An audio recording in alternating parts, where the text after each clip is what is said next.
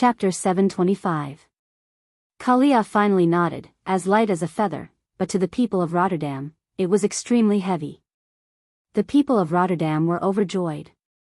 Long live! Long live Her Majesty the Queen! Next, it was Mograine and the other officials who welcomed Kalia to the main seat. There was a small interlude here. Under Kalia's amazing, enhanced healing skill, Molev's injuries actually stopped worsening. Perhaps the captain of the royal guards of the Rotterdam kingdom was destined to be a cripple for the rest of his life, but at least he managed to keep his life. And his testimony would definitely further confirm Kalia's identity. Duque stood at the outermost area and secretly sighed. For Kalia, it was indeed not good for her to give up her freedom. However, perhaps this was the fate of the royal family. After all, Kalia's life was completely different. The original Kalia, after not being able to marry, was placed under house arrest for more than 10 years, until Arthas killed her father. One could imagine that even if the kind-hearted Kalia was not filled with hatred, she no longer had a good impression of the Rotterdam kingdom. That was why she had been living in seclusion after escaping from Rotterdam, allowing the remaining forces of the Rotterdam kingdom to act on their own.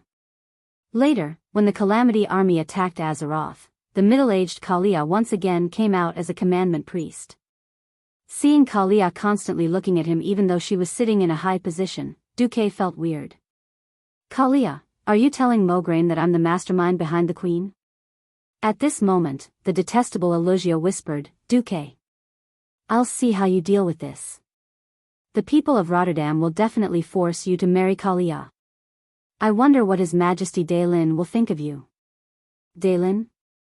What does this have to do with Daelin? Duque was confused. Elogia said something that scared Duque out of his wits. Duque, don't you know? You're still Jaina Proudmoore's fiancé. Huh. Duque was scared out of his wits. He almost peed his pants on the spot. Almost subconsciously, he stretched out his hands and grasped Elucia's smooth and tender arms. Elucia, you can't say things like that. Didn't my so-called engagement with Jaina end when Jaina turns 20? Elucia smiled like a flower, her smug expression full of slyness. For a moment, Duque almost thought that he was facing a fox. That's how it was. But women are very fickle creatures. 10 years after the alliance officially declared you dead, King Garen Trollbane wished to marry Jaina. Ah. Yes, not long after you disappeared, King Salas was assassinated by the Stonefist Ogre, and King Garen succeeded to the throne. Duque's eyes sharpened. Damn, it's actually Garen? It was true that Garen Trollbane was a legitimate prince. However, compared to his father, the great hero Salas, he was nothing. Compared to Daneth Trollbane, who was a militia captain but was actually Salas's nephew, Garen was the scum of the scum. Others might not know, but how could he hide it from a transmigrator like Duque? Many of the strong in Azeroth became stronger and more monstrous as they got older. Due to the war, the average lifespan had dropped to 20 years. A strong human like Salas could live to 60 or 70 years old and still be able to tear an ogre apart with his bare hands. Moreover, Trollbane's name originally meant, Troll Slaughterer. If it wasn't for Garen, that bastard, killing his father, how could Salas have died so quickly? Oh, looks like you still have some feelings for your fiancé. Elucia teased. Duque's eyelids twitched, and he explained, it has nothing to do with Jaina. I just don't like that bastard Garen. I don't like him either. He has caused chaos in Torrential Castle and even the entire Earthy Highlands. Now, the once famous Highland Knights have been abolished. Sigh. To actually kill a powerful person like Salas, this was a disaster for the Alliance. At this time, Elucia changed the topic. Anyway, Jaina refused to remarry. It just so happened that His Majesty Daelin did not want to marry Lordaeron. In the end, the clever Princess Jaina used you as a cover, and declared that she would not marry anyone but you. She was born a member of the Marcus family, and when she dies, she will be a ghost of the Marcus family. Elucia continued to laugh, of course, because at that time, Stormwind had a good relationship with Kurtiras. The regent, Lord Lothar, and His Majesty Daelin were happy to see this, so it was decided. Dooku almost spat out a mouthful of blood. If it was accompanied by a funeral march, it could even turn into a musical fountain. Even 1,000,000 alpacas running through his heart would not have been so painful. If someone said that Jaina loved him deeply, Duque would be the first to not believe it. During the 2 years he was training in Karazhan, Duque had already made it clear. She could learn from him, but marriage was out of the question. When Jaina was 20 years old, she would get lost. Marrying a cat or a dog had nothing to do with him. Jaina was not the kind of woman who would be happy to take care of her husband and children. Both sides had already discussed it. Why did this happen now? Duque wanted to kill someone. F***ck. If I'm marrying Jaina, I might as well marry Kalia. Duque was a little mad and did not choose his words. The speaker did not mean it, but the listener did. On the other side, Kalia, who was sitting at the head of the table, pricked up her ears. Mograine and the other old generals also turned their heads at the same time. Kalia blushed on the spot, her right index finger seemingly unconsciously playing with the ends of her long hair that hung down from her temples. Of course, the old and shrewd generals of Lordaeron would not be stupid enough to question Duque on the spot, but the seed had already been planted in their hearts. Duque was speechless. Duque waved his hand and pushed all these things aside. All right. Don't waste time. I've given you the reason and righteousness to fight. Now, in the face of this earth-shattering crisis that will engulf the entire Lordaeron continent, is there anyone else who wants to leave the Alliance? No. Unless Her Majesty announces that we are leaving the Alliance, we are still soldiers of the Alliance. Mograine quickly changed his words. Of course, Kalia was a hardcore supporter of Duque. We'll talk about the official ascension ceremony later. Now, in the name of the Queen of Lordaeron, I order you to unconditionally obey the commands of Commander Duke Marcus. Yes. Your Majesty. Mograine and the others kowtowed deeply. Then, Mograine turned to Duque and said, His Excellency Anduin Lothar has left the Alliance command for many years. Originally, I should have been the Supreme Commander of the Alliance, but now, Sir Marcus, you are more suitable than me. All right. Leave it to me. In the face of the Calamity Army's full-scale attack, it would be courting death to give orders. Duque took over the command without hesitation. Just then, he suddenly received a new report. The Calamity Army was attacking the Dalajan. Chapter 726. What? Duque was shocked. What's going on? Why did they attack the Dalajan directly? In history, Arthas had led his army from the west to the east. He had first defeated Cuel Salus, then returned to the Magic Kingdom and overturned the Dalajan. Even Gilnas was beaten to the point that he could not take care of himself and was forced to release the werewolves. If it wasn't for the fact that Archimonde, one of the 2 commanders of the Burning Legion, had more important work to do, and that Arthas was busy heading to the Kalandor continent, it wouldn't be surprising for the Calamity Army to wipe out the entire Eastern Kingdom. However, the reports said that they only found a large number of low-level undead. This news made Duque a little uncertain. Although the Calamity Army had many types of soldiers and powerful monsters, the core of the undead was still the Liches and Death Knights. In reality, the core of the undead was still the commanders, the Liches, and the Death Knights. Without a Lich or a high-level Death Knight acting as the mastermind, the zombies would just be a motley crew. Duque frowned. Call the mages in charge of sending messages. I want to start a public, remote meeting at the throne level. A few minutes later, more than 10 mages and their magic mirrors filled the tent. The next moment, from Silvermoon City in the Elven Kingdom of Cuel Salus to Stormwind City in the south, every throne-level communication room rang with the most urgent call. In every communication room, the mages in gorgeous magic robes widened their eyes in horror. They almost suspected that they were hallucinating, and suspected that the magic communication that rarely went wrong was fake news. The next moment, they shouted at the top of their lungs, "Guards! What? Duque is back? Lordaeron has fallen?" Whether it was the sudden return of Duque, who had been missing for 10 years, or the fall of Lordaeron, they were both major events for the entire alliance, not to mention the two combined. This extremely sensational news was no less than a huge spiritual nuclear explosion. Magni Bronzebeard sprinted from his personal blacksmith's forge back to the throne with his short legs. Anjouan Lothar, who had been ignoring politics for many years, almost rushed into William's throne room. Even the kings of the three kingdoms that had long since left the alliance had to stop what they were doing and rush to the magic mirror. This was because the person who was about to make the announcement was the legendary hero of the alliance, Duke Marcus. In the pitch-black magic communication mirror, there seemed to be a small flame burning. In the blink of an eye, it spread from a small flame to the entire mirror that was as tall as two people. Rustle. It was clearly the sound of magical waves, but it felt as if the entire palace was shaking. A familiar yet unfamiliar figure appeared on the mirror. Duque. It really was him.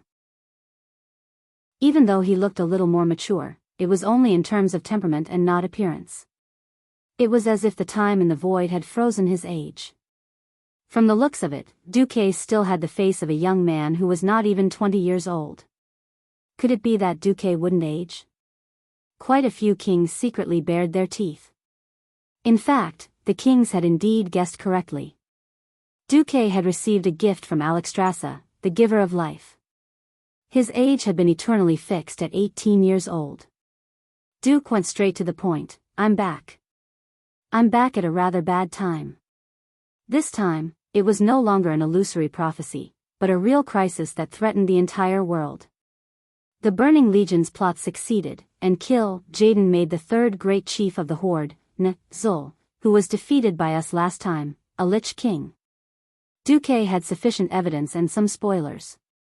Especially the exaggerated descriptions of certain situations. It made the kings shudder even though it was not cold. What? You're saying that if we leave Arthas's Scourge army alone, he will break through the Sunwell and summon Archimonde the Defiler, one of the two commanders of the Burning Legion?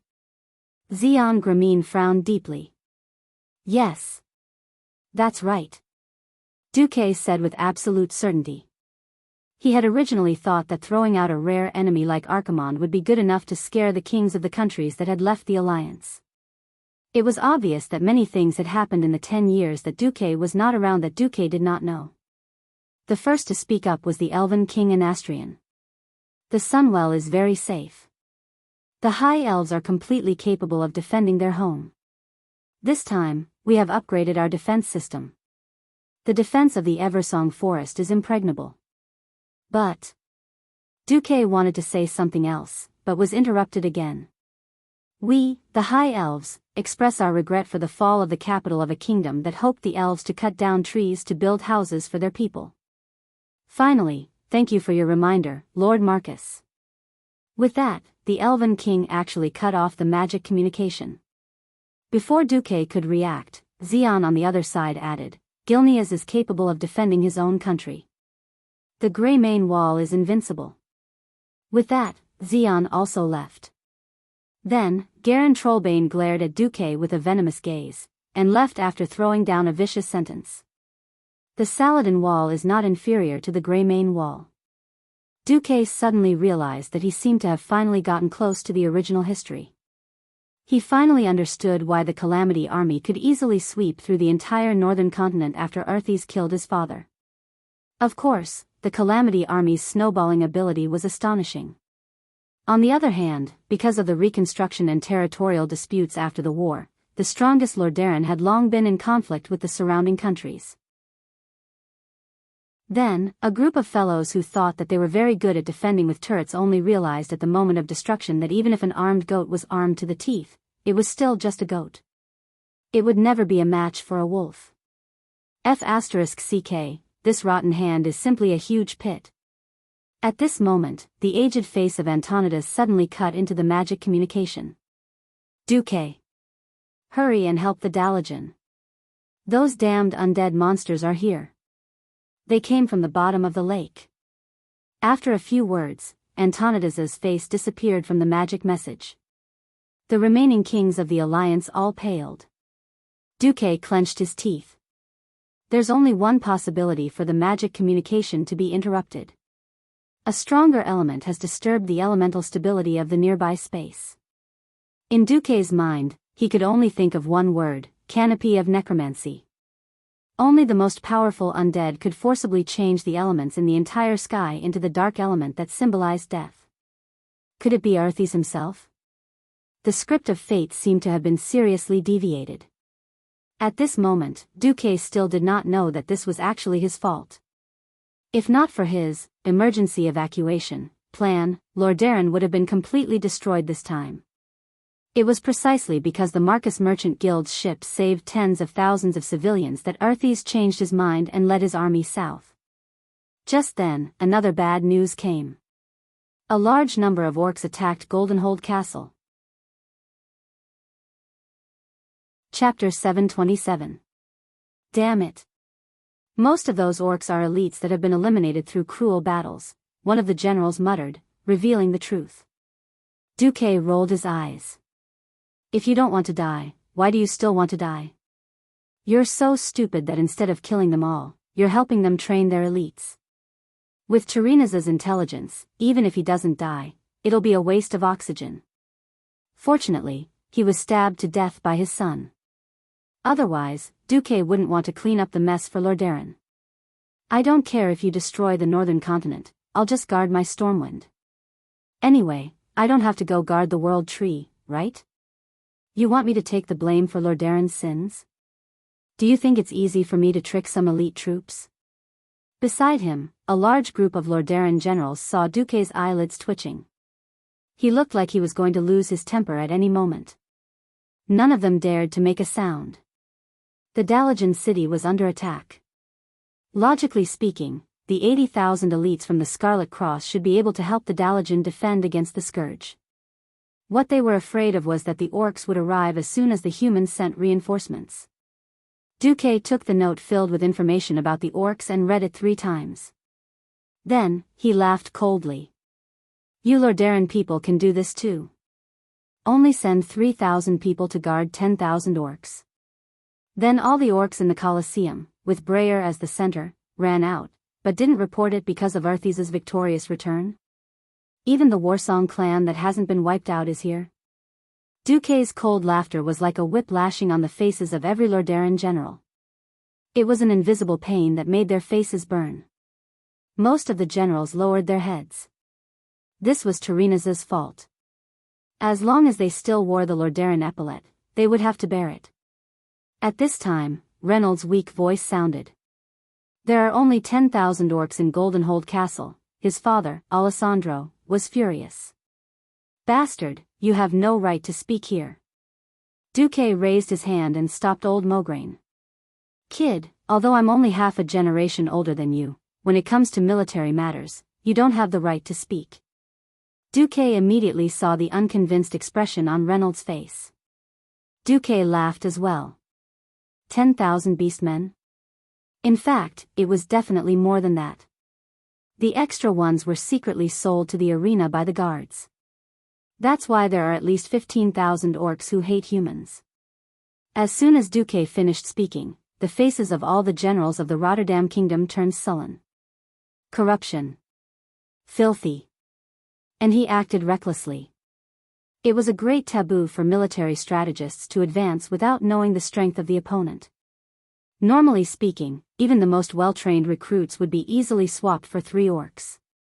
The orc's title of warrior race was not just for show.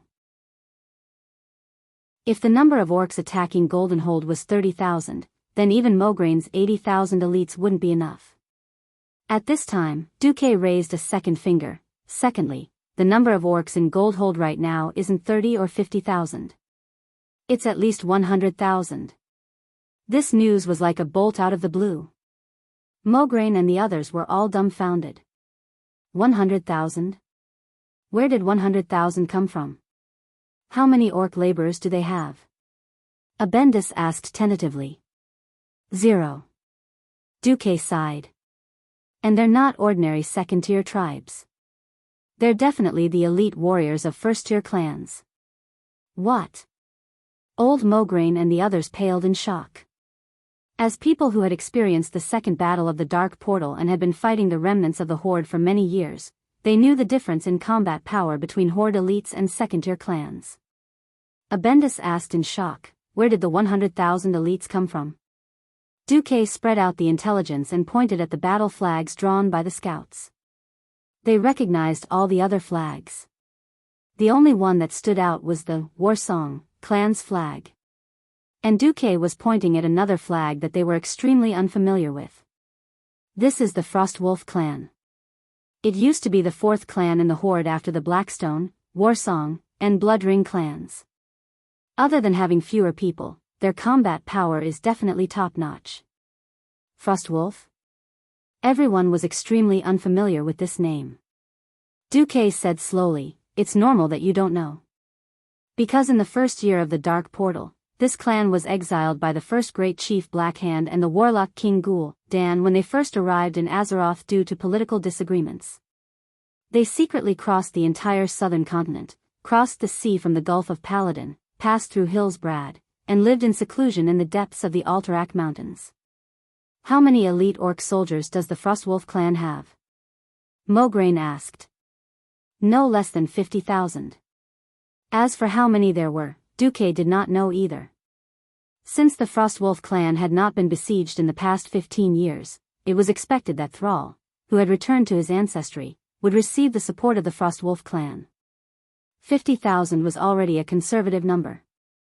Every general who had experienced the second battle of the Dark Portal frowned deeply. Not to mention saving the Dalajan, they would not even be able to protect themselves. The evil Undying and the orcs, who were filled with hatred towards humans, were enough to massacre the entire continent. Sitting at the head of the table, Queen Kalia looked left and right. Even if she knew nothing about military affairs, she knew that things were not good. Unknowingly, everyone's gazes were cast on Duque. They were looking at this mysterious commander who had annihilated millions of orcs more than a decade ago with less than a third of the enemy's forces. If it was someone else sitting in this position, it would certainly be a hopeless situation. But he was different. He was Duke Marcus, a living legend recognized by the three races of the Alliance. Since everyone regards me as their commander, I will naturally lead everyone to a path of survival. Duque's youthful face was filled with confidence. The powerful aura of someone who could guide the world and play with the enemy in the palm of his hand made the hearts of the three women palpitate. Kalia, Elucia, Sari. They all revealed looks of worship. At this very moment, Goldhold Castle. No, don't kill me, no, the last human guard was torn apart. The orcs, who had been tortured for who knew how many years, tore off the guard's hands, feet, and head like a doll, turning them into pieces of meat. Ha ha ha ha. Ha ha ha ha, the orc, whose face was covered in blood, laughed maniacally. Long live Thrall, long live Orgrim, long live Grom Hellscream. The orcs cheered to their heart's content, raising the crude weapons in their hands high to show off their strong muscles. Thrall, holding a blood-stained battle axe, was equally excited. Even he had suffered for far, far too long. The whipping of the humans seemed to still be burning in his back. Chapter 728. At this time, Orgrim, who was in his prime, came over with his famous Hammer of Destruction. Thrall, let's go if you're done celebrating. So soon. Thrall was a little surprised to see Orgrim looking a little anxious. On the other side, Grom, who was carrying Bloodhowl, also came over. Thrall, you're still too young. You haven't seen the Alliance's terrifying battle potential or those strange weapons of destruction. I suggest you listen to Orgrim when it comes to the big picture. Thrall was a leader-type beast-man that only appeared once in 1,000 years. He had unimaginable wisdom and character.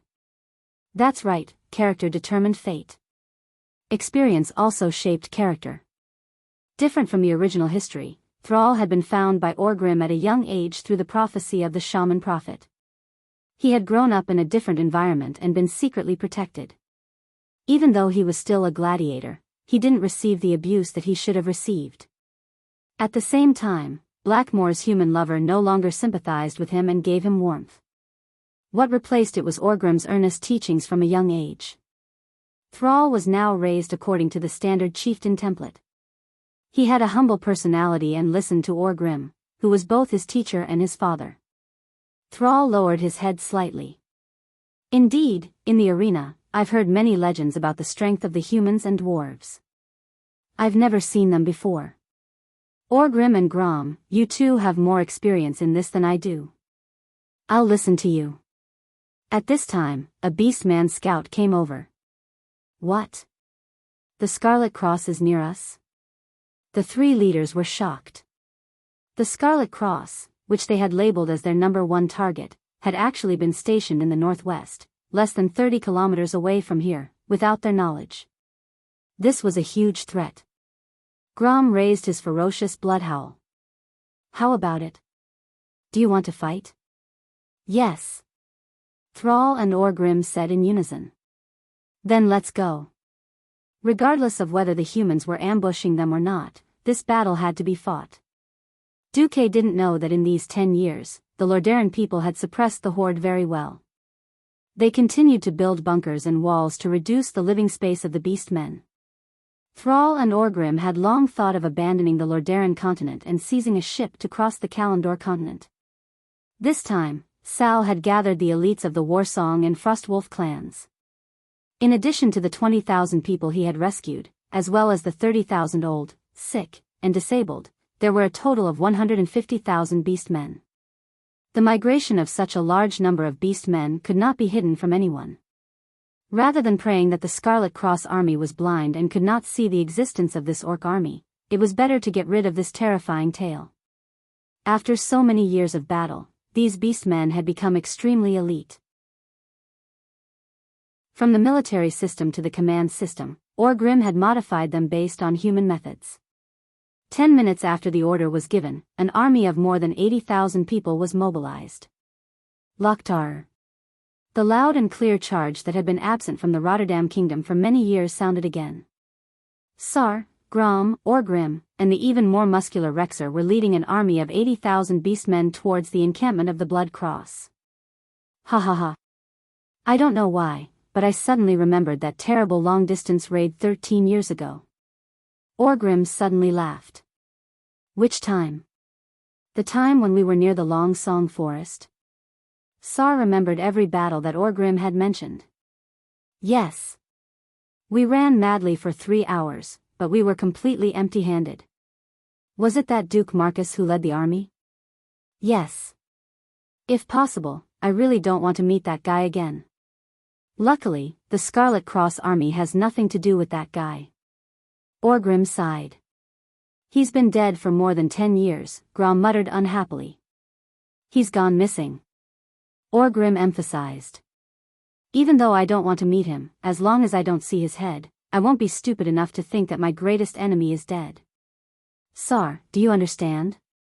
Never underestimate your enemy until you are sure that he is dead. Understood. Sar nodded. Grom shrugged. You guys are just too careful. The beastmen's speed was very fast. As long as they were the elites of the first-line clans with strong bodies, it would not be a problem for them to run for 50 kilometers at full speed. 30 kilometers would only take about 2 hours. However, when they arrived, the strange scene in front of them left them scratching their heads. The camp was empty. From the looks of it, they had left for about 2 hours, heading towards the mountains in the north. What was even stranger was that there were obvious signs of a battle in the camp. Broken antlers, claw marks on the camp gate, years of experience fighting in forests and mountains allowed Grom to immediately make a judgment. There was a battle here. It wasn't big, but it must have been a battle. With who? Sar immediately asked. Grom gave a look, and a Warsong Beastman warrior immediately ran over and dug up the huge pile of soil that was obviously newly filled in. The corpses were all burned, so I can't tell. But it looks like it was a human civilian. Human? Civilian? Did the Scarlet Cross suppress a peasant uprising? Sar lacked experience, but Orgrim wasn't. The former chief frowned. Why are there traces of holy light on these corpses? Just as Orgrim was confused, Cheers suddenly erupted in the camp. What's wrong? Weapons. So many weapons. High-grade stuff, a chiliarch came back to report. Let's go take a look. It was a batch of well-made two-handed hammers and axes that were clearly made by the dwarves. They were made for humans. The handles, heads, and blades of the hammers were made of steel. The beast men loved these weapons so much that they couldn't put them down. Especially the older beast men who had experienced the battle at the Dark Portal. They were lecturing the new generation of beast men on how good these dwarven goods were. What's going on? Orgrim's brows were knitted together. They left in a hurry. These weapons are too heavy. They can't be transported. Grom didn't seem to mind. Perfect for us. You have to know that killing 10 human warriors might not even be enough to get you a good weapon. The standard weapons of the human soldiers are too light. I'm not used to them.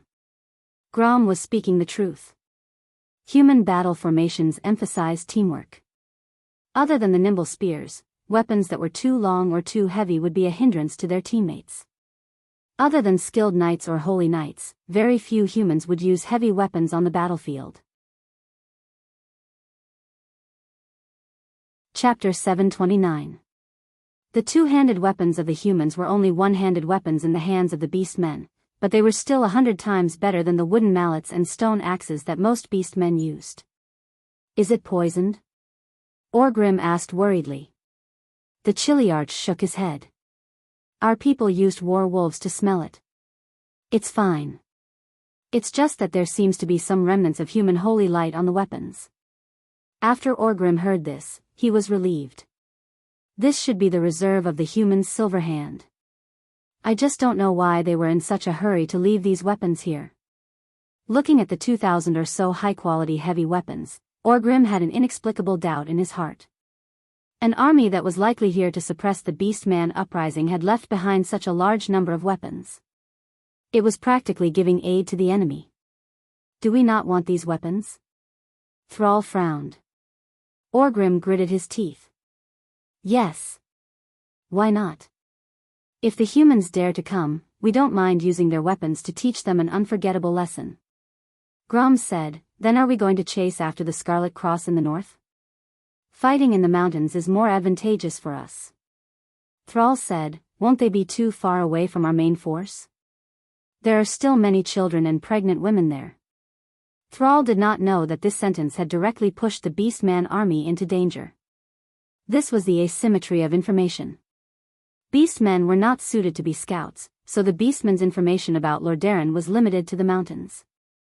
In the past, they might have been able to hear some news through the Beastman's slaves who knew the common language. After the uprising, the people of Lordaeron naturally hunted Beastmen without restraint.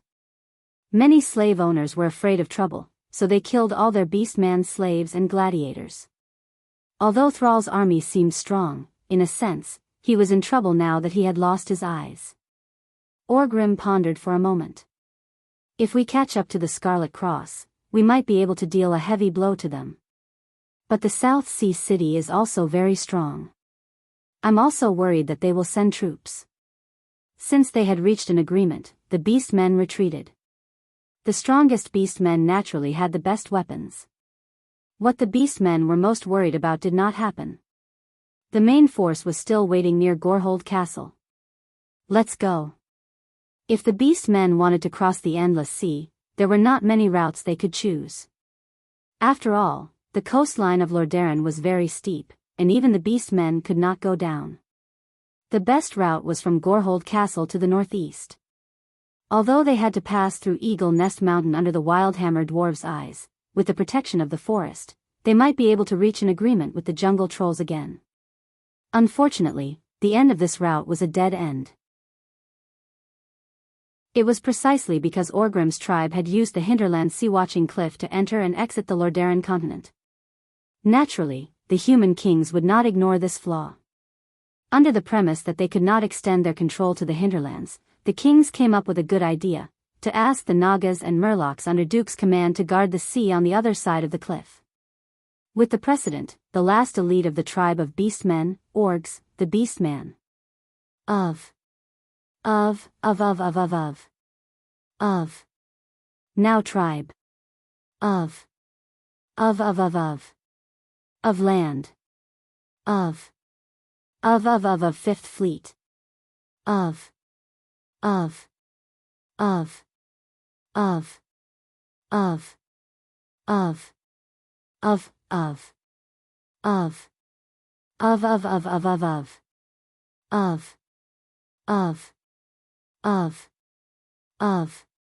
Kurtiraz's Fifth Fleet was stationed at the fortress of Tol Barid Island all year round. Even if they broke through the South Shore defense line, it would be suicide. The North Coast and Whispering Coast at the northernmost tip of Lordaeron were not out of the question. The problem was that the beastmen had just revolted there, and it was like poking a hornet's nest. To Thrall and the others, it was a dead end. Little did they know that the Scourge army would wipe them out. As a result, the only way out was to the west of the continent, the South Stream coast and the North Stream coast. There was a long coastline between the two coasts. This road was like a wooden bridge. This meant that the Beastmen army would have to pass through South Sea, Dalagen, and Gilnis. But Orgrim's analysis, South Sea had no military force, and Gilnis had built the Greymane Wall to isolate them. Other than the Dalagen, the other two were unlikely to send troops. However, as the Beastmen army carefully passed through the Hillsbrad Hills from east to west and approached the Dalagen, they suddenly realized that the situation was completely beyond their imagination. What? Humans like monsters? Thrall was stunned. Yes. Those human civilians have gone crazy. Their eyes are even redder than when we drank the demon's blood 10 years ago. One of the Kiliarchs grumbled, "My men have already torn them in half, but they can still bite us with their mouths. It feels like they are dead, but how can the dead move?" Thrall and Orgrim's faces immediately turned pale. Something was wrong. The two quickly rushed to the front line on their war wolves. The situation in front of them shocked them. Once upon a time, humans used the term Green Sea to describe the horde's attack. Now, the situation seemed to have completely reversed. The brave beastmen formed a relatively tight line, slashing at the humans who were charging at them without any regard for their lives. No, it was obvious that these were not humans. These terrifying creatures that looked like humans had long lost their lives. Thrall saw with his own eyes a man whose chest had been eaten by an unknown creature waving a pitchfork. His teeth were exposed through the torn skin on his face, and an unknown black liquid was flowing between the gaps of his teeth. He madly rushed up and attempted to kill an orc. Even after being cut in half, the monster still crawled up from below. While the orc warrior was busy dealing with the other two monsters, it viciously bit the orc warrior's exposed calf. No. These are not humans. They are some kind of undead. Ancestors above, no wonder the humans did not come looking for trouble with us. They are in huge trouble themselves. Orgrim cried out in shock. Should we retreat? Thrall asked anxiously. Retreat. Retreat immediately. We do not need to foolishly get involved in this disaster. Orgrim clenched his teeth. Just as the horde was about to retreat, the dark aura of the wind became even more violent. On the shore of Lake Lordamir, east of the Dalagen city, countless undead walked up from the cold bottom of the lake.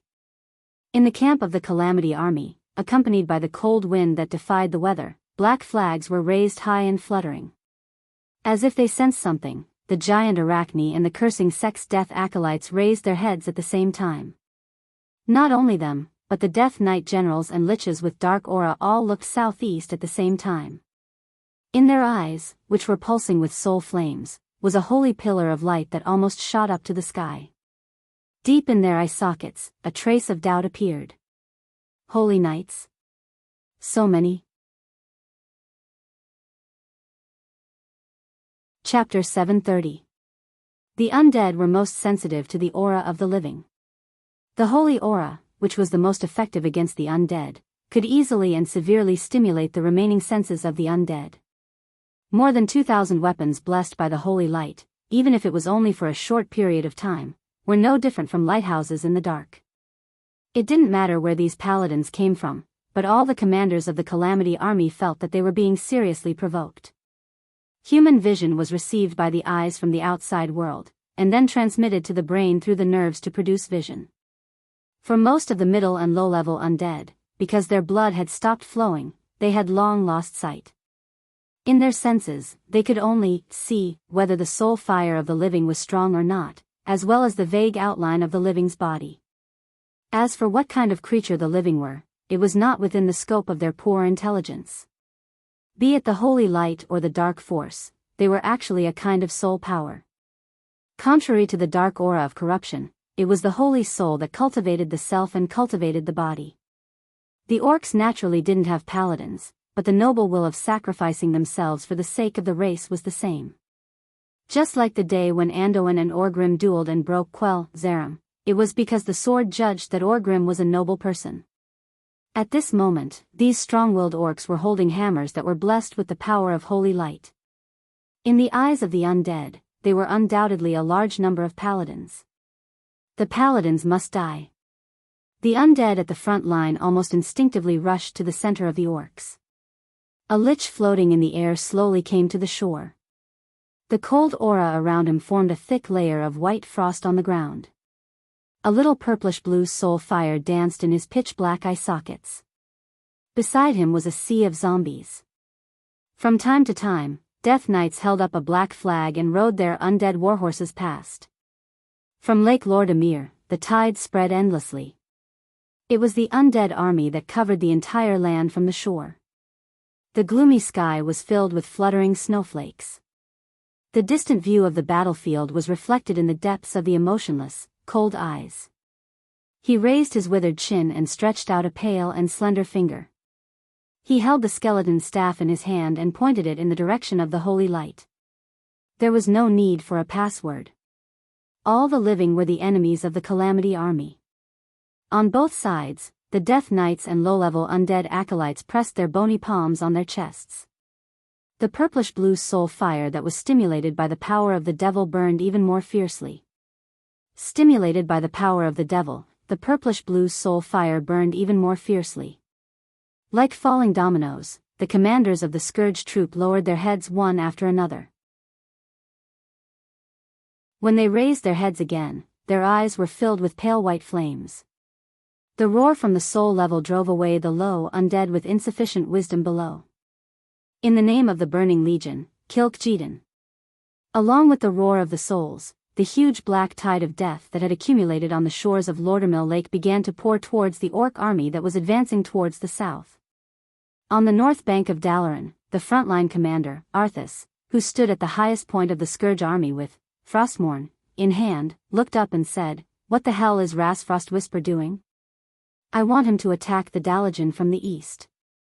Lyss Frostwhisper, due to a slight twist in history, Sir Lyss, who had already died and sunk to the bottom of Caer Darrow Lake, was fished out of the lake by Kel Thuzad, who was searching for dark allies. In one fell swoop, he became Kel Thuzad's most outstanding student and one of the core members of the Cursing Sect. Naturally, it would be difficult for Arthas alone to control an army of undead that numbered in tens of thousands. When he fell, Kel Thuzad, who was killed by him last year, was naturally in the same camp as him, and Kel Thuzad's men were promoted to frontline commanders. Ras Frostwhisper wasn't bad, but that was the extent of it. Ras Frostwhisper was equivalent to a Radiant Moon mage, but when faced with the Dalajan mages, Arthas clearly felt that Ras Frostwhisper was useless. This self-proclaimed king of Lordaeron's Death Knight began to miss Kel Thuzad, an assistant with sufficient intelligence and powerful magic. Arthas looked at Dark Dean Jadine beside him, then looked at the dozens of mage towers outside the Dalajan city that were constantly flashing with magical light. He frowned and said, "Since Ras Frostwhisper thinks that the beast men over there are a threat, let him be. How long will it take before the Dalajan's magical energy is exhausted?" Jadine estimated and said, 3 days, and at least 300,000 cannon fodder will be used. Arthas sneered in contempt and said, "Cannon fodder? There are human settlements everywhere in the Hillsbrad Hills. There's as much cannon fodder as you want. If you don't have them, go find them. Those beast men seem to be good cannon fodder. With their strong bones, even if they become skeleton soldiers, they will be stronger than ordinary skeleton soldiers. Understood. Dean Jadine bowed deeply and retreated. A few minutes later, more undead rushed towards the beast men. Now, not only had the beastmen's front army fallen, even the middle army was beginning to be surrounded. Unless Sar and Orgrim were willing to abandon the women and children, they could only fight to the death.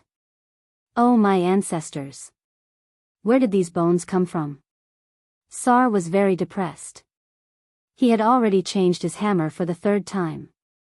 Not only did he lack a suitable weapon, but he had also not practiced the path of the shaman at this point in time. He was just a super soldier. Orgrim was also in a difficult situation. He had no choice but to wave the hammer of destruction and chase the undead knights that were running all over the mountains on their skeletal warhorses. Other than him and a few chieftains, the ordinary beast men had no way to resist the undead knights. Perhaps the holy light in their hands would be more effective, but they were not real paladins. Before the holy light could hit the undead knights, they first had to withstand the dark magic of the undead knights. The only consolation was that these undead knights were not too strong. After all, the first batch of undead knights that Dan created were all sorcerers, and they had one set of dark magic after another. Most of these undead knights were pure knights, and they were more inclined towards physical attacks. In the southern foothills of the Alterac Mountains to the east of the Dalajan city, a few sneaky figures appeared. Mograine could not help but sigh when he saw the fierce battle below through his binoculars. Duque, you still have a way. Chapter 731. One could imagine what would happen if the Scarlet Cross rushed in to rescue the Dalajan. That's right, the Beastman army would end up like the Scarlet Cross. Duque smiled mysteriously. If we went straight to the Dalajan, we would have to face nearly 1,000,000 Scourge soldiers and 100,000 Beastmen. But now, with the Beastmen helping us take the lead, we can relax a lot. More than 2,000 hammers blessed with King's blessing and Power's blessing in exchange for 100,000 elite beastmen as our reinforcements. Not a bad deal, is it? Duque had a calm expression. Duke was able to easily make two powerful enemies kill each other. His ability to strategize was something that even Mograine, the former commander of the Alliance, had to admit that he couldn't compare to, let alone the other generals. Duque didn't notice a beautiful female general standing behind Abendis. She looked somewhat similar to Abendis, and she was looking at him with some kind of indescribable fanaticism. Abendis asked, "When do we enter?" Duque rested his chin on his hand. "Well, we attack when Arthas goes to cause trouble for Orgrim.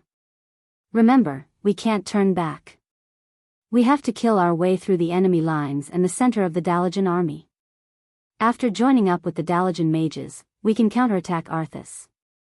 Arthas has the magic tool Frostmourne. To be honest, Arthas should be a demigod now.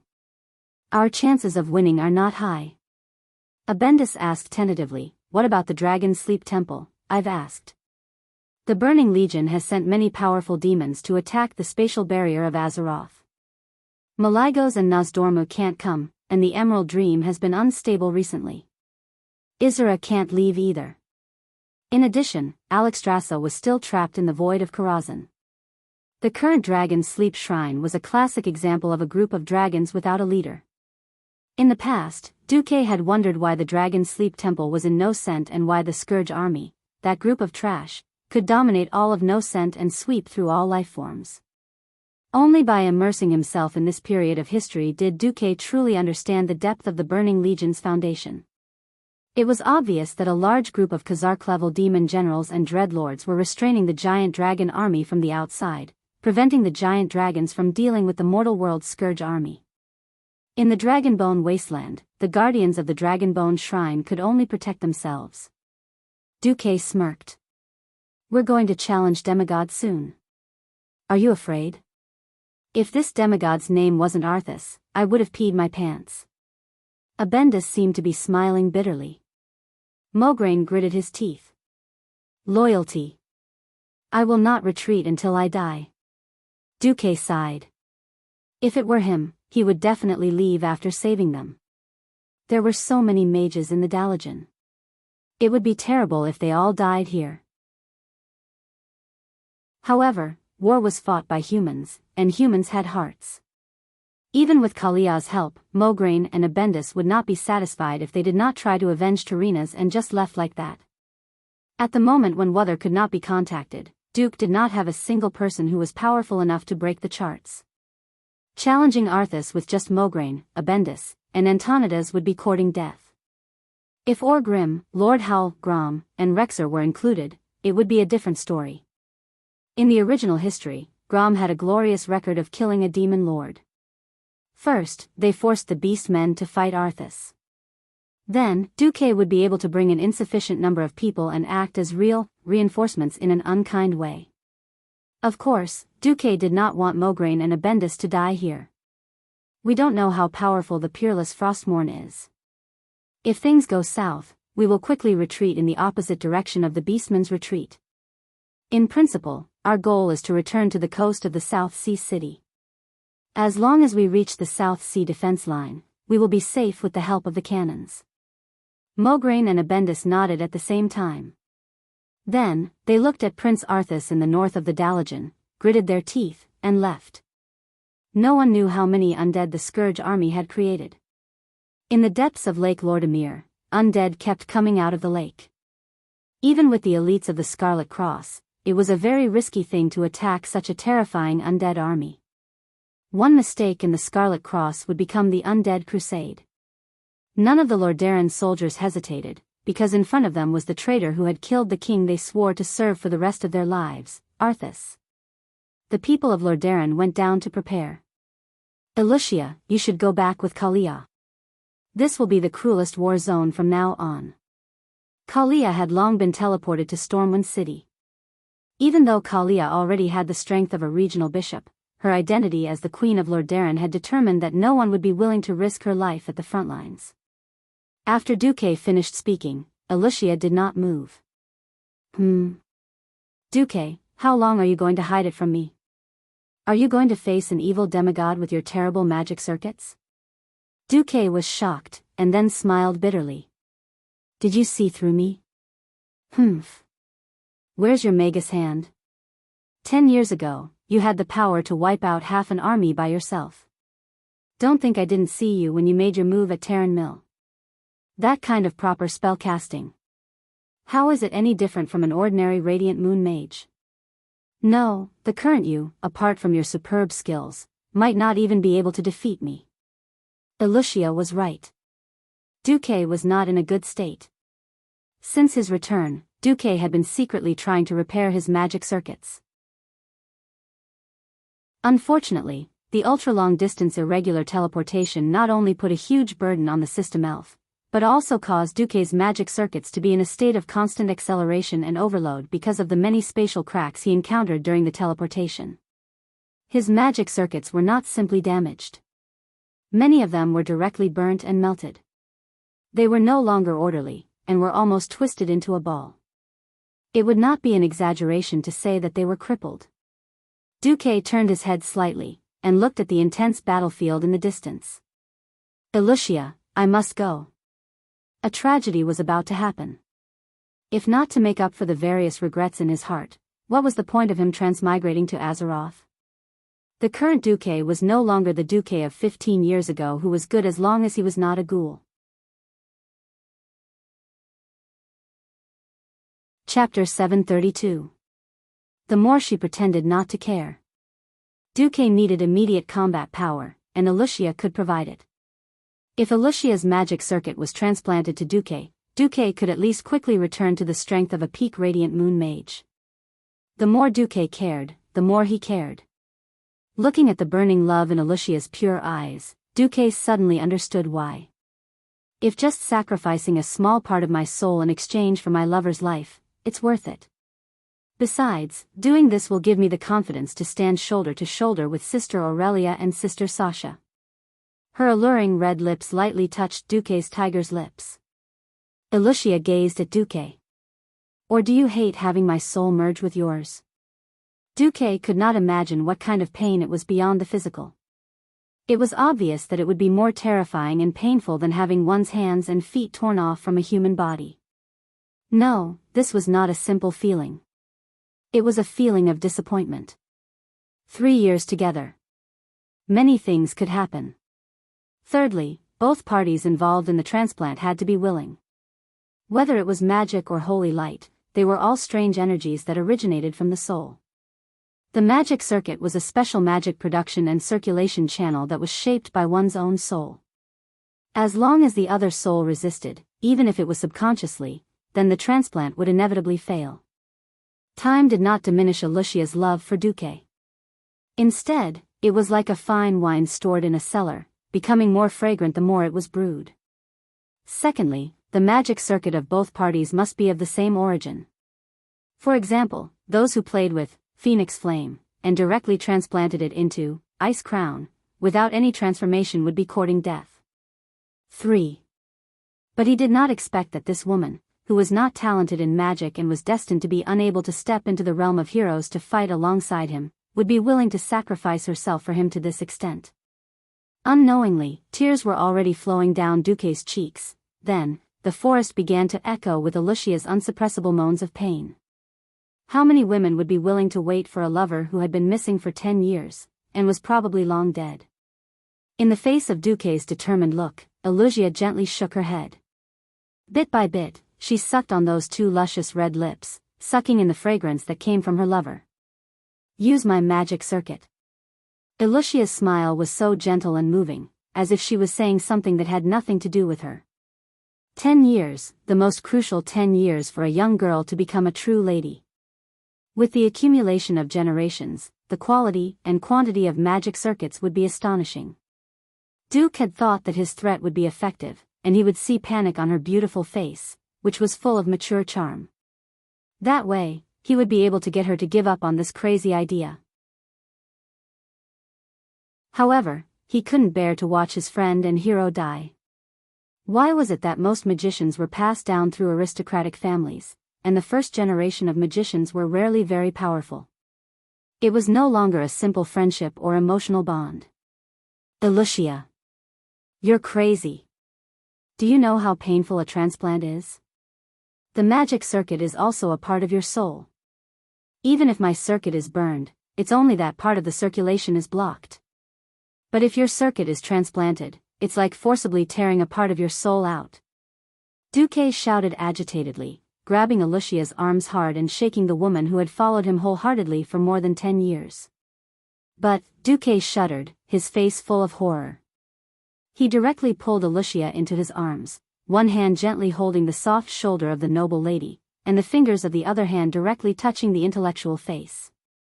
10 years apart. Then, any more words would be superfluous. What else could Duque say?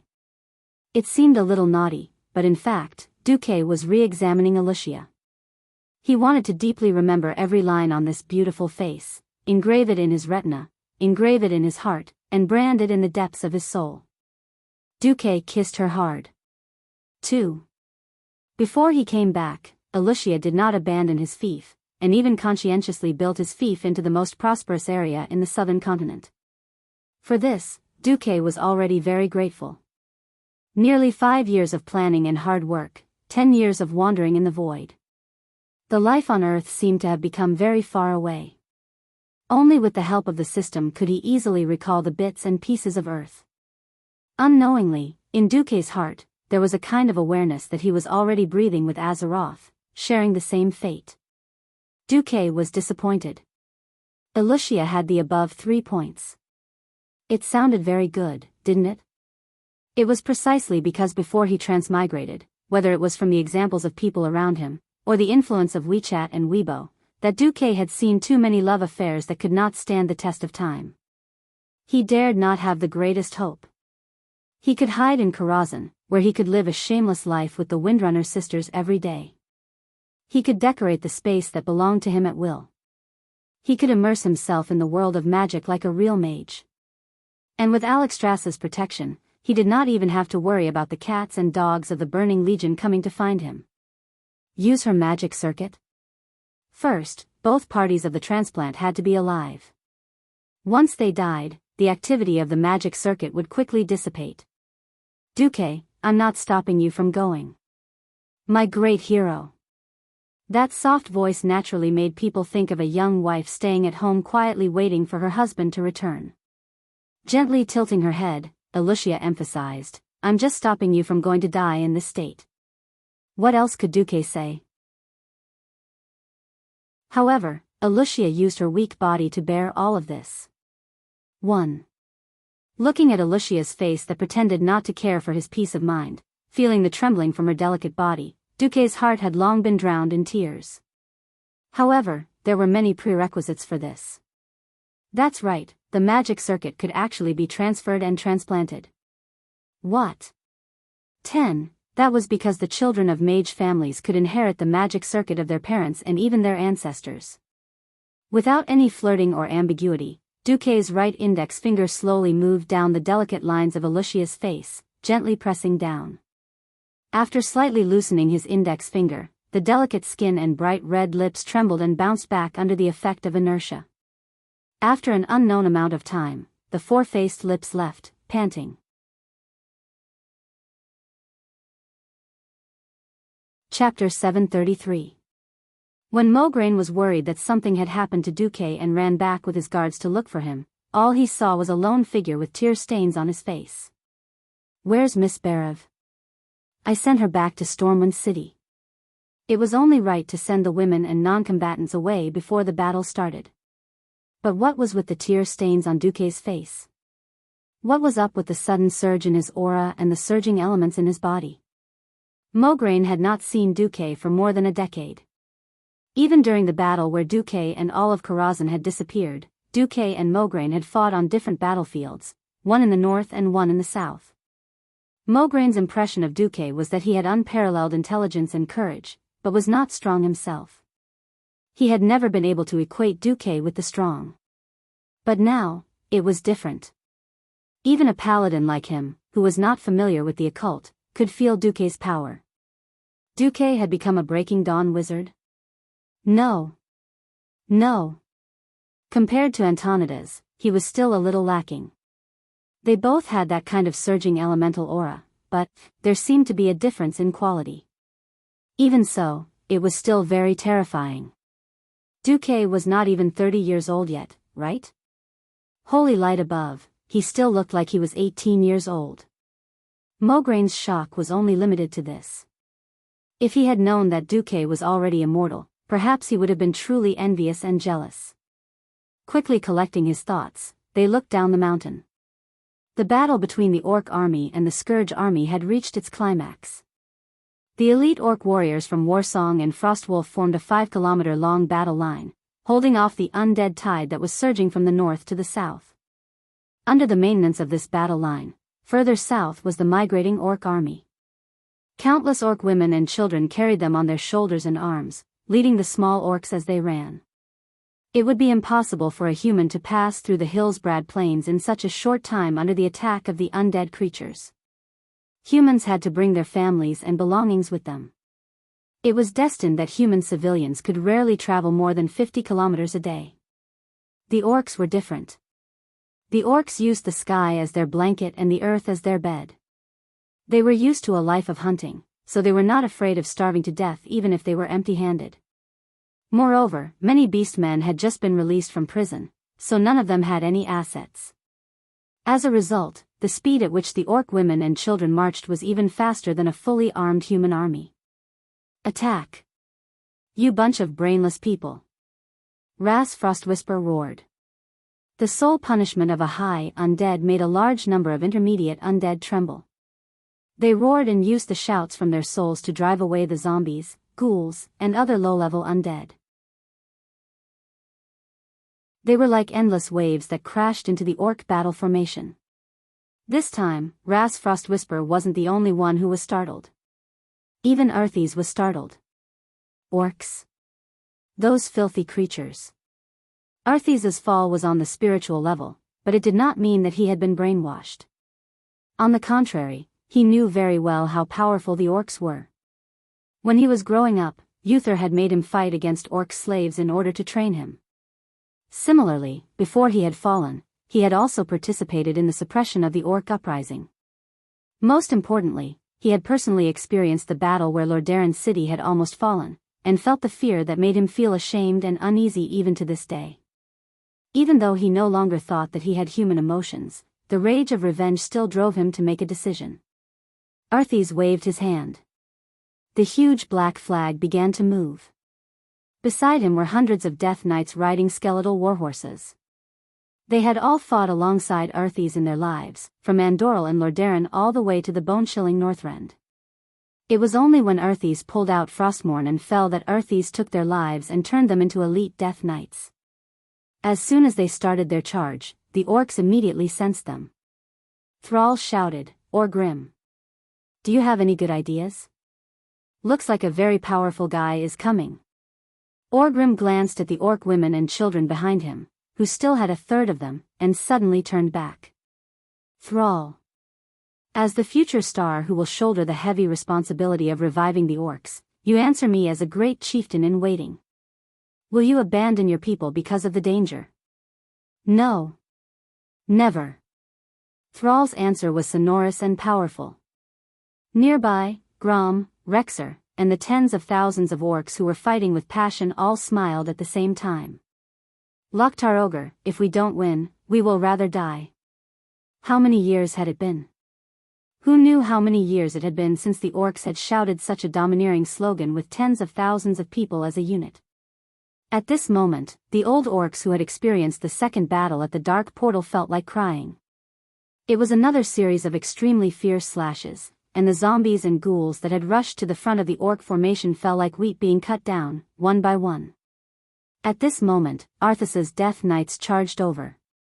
The skeletal warhorses looked so thin that only bones were left, but because they emitted an even denser aura of death, the low-tier undead in their path all retreated.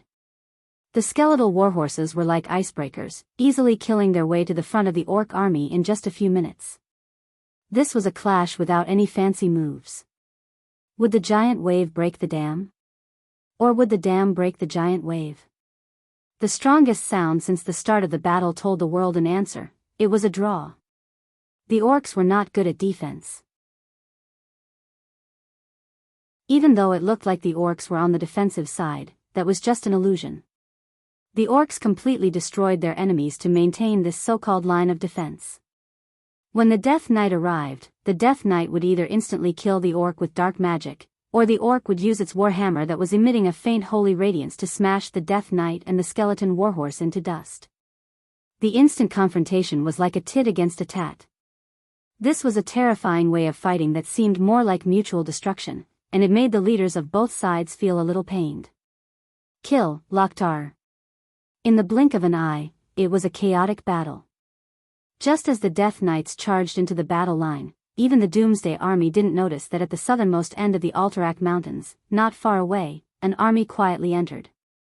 At first, no one noticed this army because outside the army, there was a cold fog that covered a few square kilometers.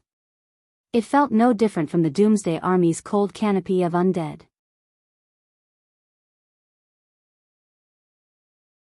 Chapter 734. By the time the commander of the Calamity Army realized what was going on, they were already less than 2 kilometers away from the Dalajan troops. The ground rumbled. Even the stones on the ground bounced a few centimeters into the air. It was impossible to hide from anyone. It wasn't like there weren't any huge monsters in the Scourge. The cave demons that had been transformed from spider demons were one of them, but they were definitely not as shocked as they were now. No. This is not our army. Dean Jaden, who was commanding the army from the rear, suddenly realized what was going on. At this moment, none of the liches had realized what was going on. The mist suddenly dispersed.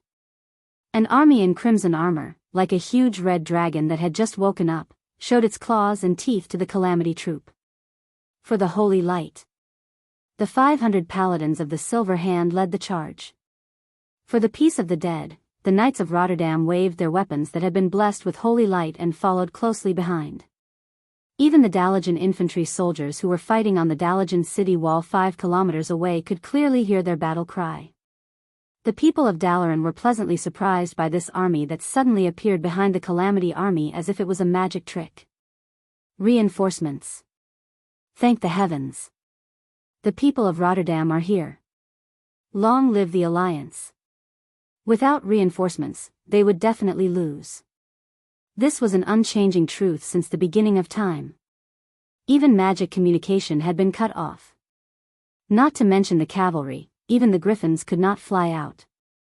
Looking at the terrifying army of the dead that was like an endless ocean, any ordinary person would quickly lose their courage.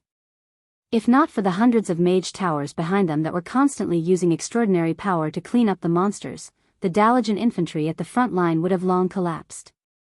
Without any warning, they suddenly welcomed the Scarlet Cross, one of the few powerful reinforcements on the entire continent.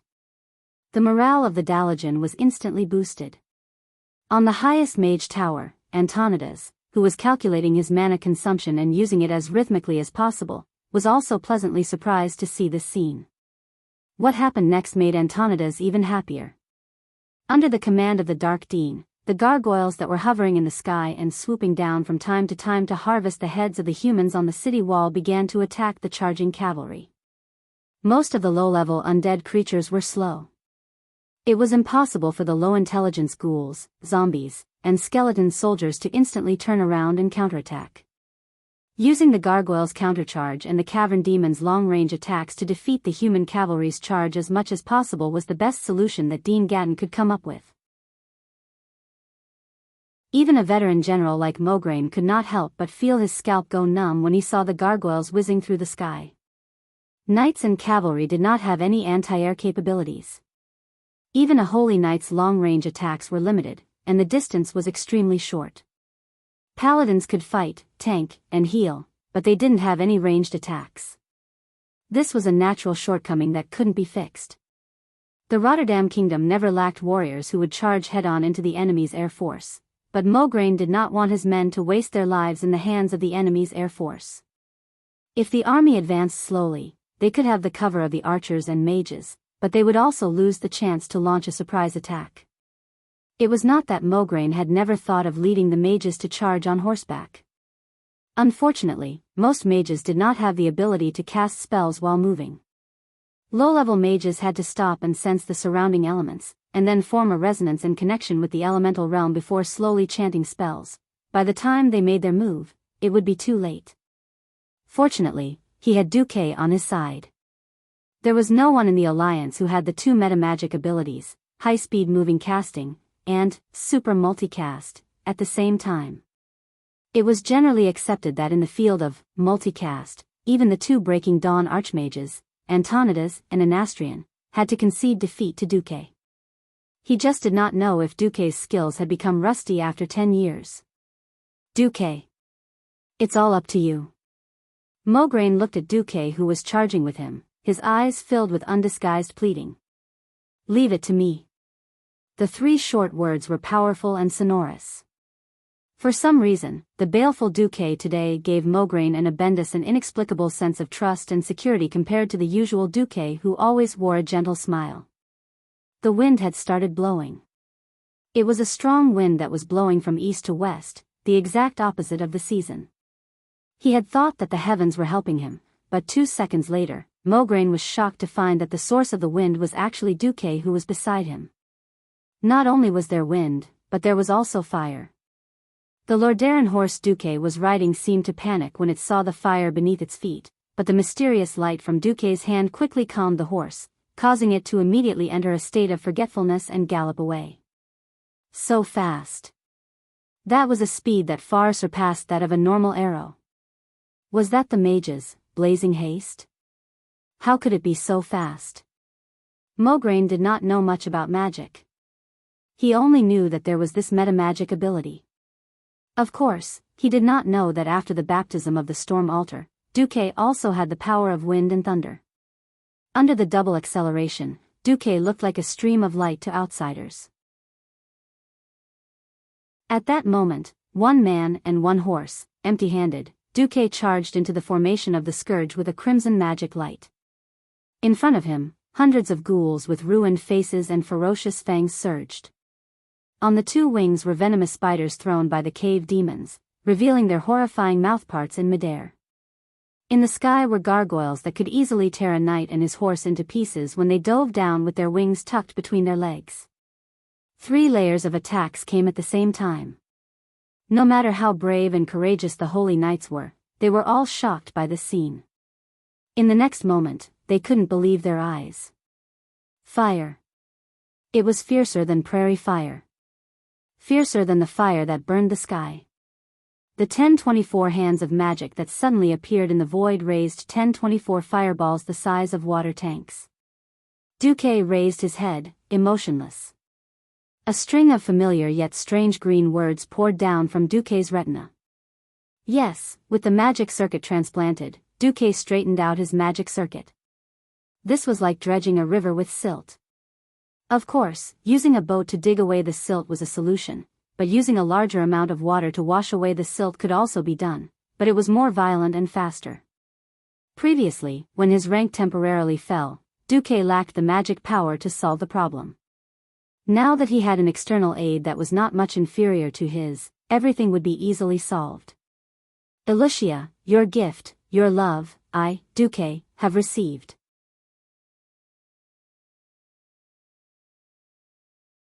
Chapter 735. With an ear-piercing whistle, the fireballs around Duque scattered in all directions. It was a terrifying scene, as though a meteor shower had fallen to the ground. Everywhere the fireballs went, there were thunderous explosions. Thunderous explosions resounded, sparks flew in all directions, rocks exploded, and bones and flesh flew everywhere. The scene at the scorching canyon 13 years ago seemed to replay itself in Maugraine's eyes. Back then, it was only possible for an entire dwarven tank legion to create such a scene. But now, Duque had done it all by himself. Perhaps his destructive power was still lacking, but his momentum was definitely not inferior to that of the past. Far away in the south, Orgrim, who had suddenly heard the loud noise from the north, suddenly raised his head. Such a horrified sound naturally made him think of the same thing. The same shocking momentum. The same perfect timing to strike. Even though his vision was limited on the horizon and he had no time to pay attention to anything else in the fierce battle, Orgrim could not help but mutter a name that had given him nightmares for more than 10 years. Duke Marcus. It was as though a lit fuse had cut into the massive group of undead. With this fuse as the center, all the undead parted to the sides. They were forced to move aside in the form of flesh and bones flying everywhere. Broken human legs, broken spider legs, shattered stone fragments of the gargoyles. That kind of visual impact caused everyone who saw this scene to be shaken to the core. Duque's speed was too fast. A few seconds after he and his horse swept past, the huge fireballs that flew out exploded in the distance. It looked as though the ground had been forcefully plowed open by a huge plow, and the soil fell in all directions. As soon as Duque passed, there was a series of explosions behind him, and the undead formation was in disarray. Charging head-on with the enemy's spear formation was the worst strategy. Even if the enemy's back was facing them, it was not advantageous for them to charge if they stood too closely together. After all, there were many huge creatures among the undead, such as the cavern demons that were almost 2 men tall. If they were to collide with them head-on, it would definitely result in the deaths of both men and horses. Only with the right amount of sparseness was the best place for the cavalry to display their might. Seeing the gaps in the Doomsday Army's defense line, Maugraine and Abendis shouted at the same time, "Good." Duque had never been a cavalry commander for even a day, but he had long understood the true meaning of military formations after years of leading troops. If the Scarlet Cross could not grasp such a perfect opening, then they would be letting down their reputation as elites. The Dark Dean Gatling, the man who had taken over the Barev family's fortress and turned Caer Darrow into the base of the Cursed Gods cult, the man who turned Scallamance into a true academy, screamed in pain. No, in the absence of Kel Thuzad, he and Ras Frostwhisper were competitors. Lys represented the Scourge, but he was more inclined towards Kel Thuzad's direct line of descent. Just now, when Rhys couldn't take down the Beast Men, he was happy to watch the show, but now it was his turn to suffer. He didn't dare to imagine what would happen if he were to squander the army right after Arthas, the King of Death, handed it over to him. How would Arthes deal with him later? In the heart of Lich King Zul, Arthes's position was much higher than that of Kel Thuzad, the dark wizard with a damaged soul.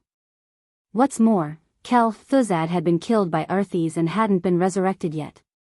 Gatling could see that Duque was the key to the entire human army.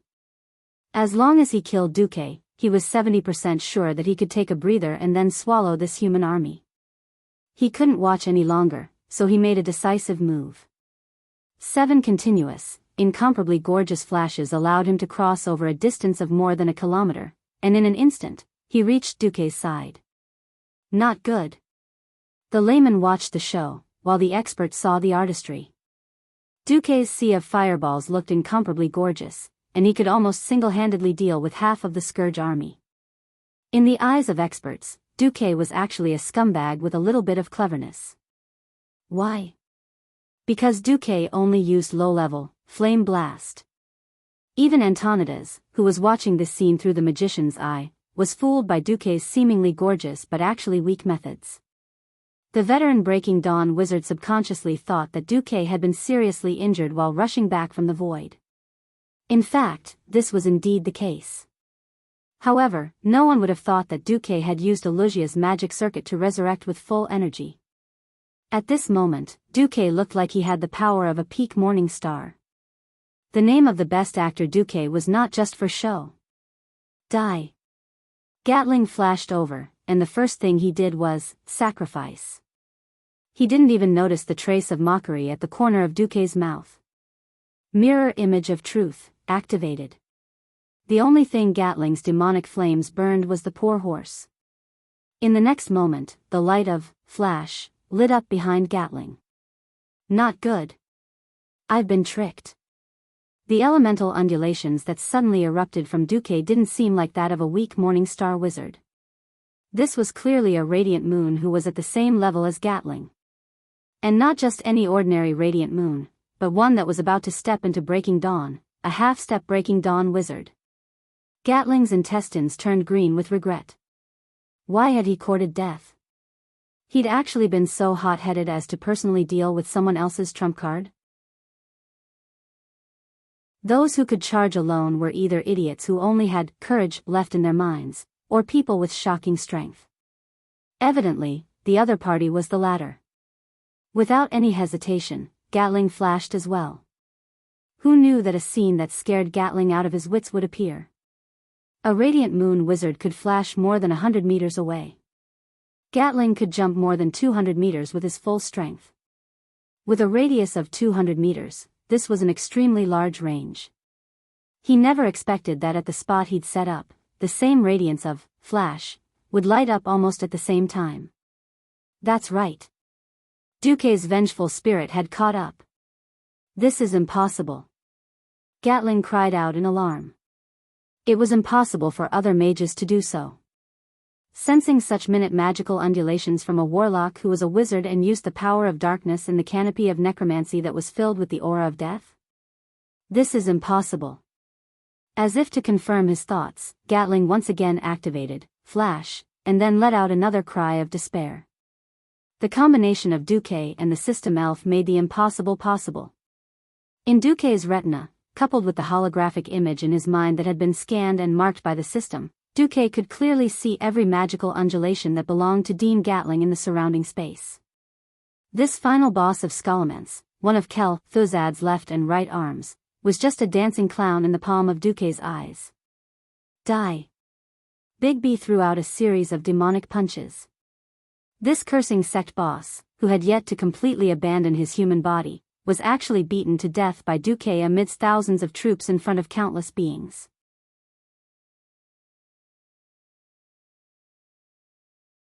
Chapter 736. Who asked you to play with curses and sneak attacks?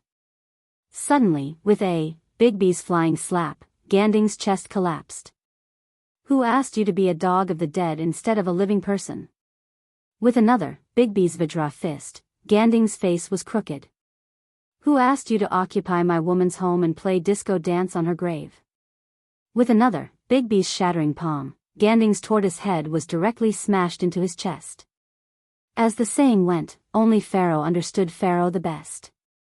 The sorcerer who had turned into a sorcerer had as many control skills as the stars in the sky. Flash, icicle, ring of ice, sheep transformation, fear. However, when Duque attacked so quickly that Ganding couldn't use any control skills, the fastest way to break his mage shield was not elemental attacks, but the most violent physical damage.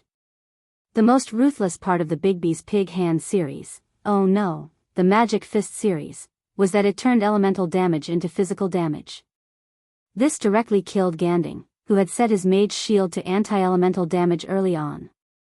If Ganding knew that the person in front of him was Duque, the most active hero of the Alliance in the Battle of the Dark Portal more than 10 years ago, he would never have rashly come to kill him. However, Duque had been missing for 10 years.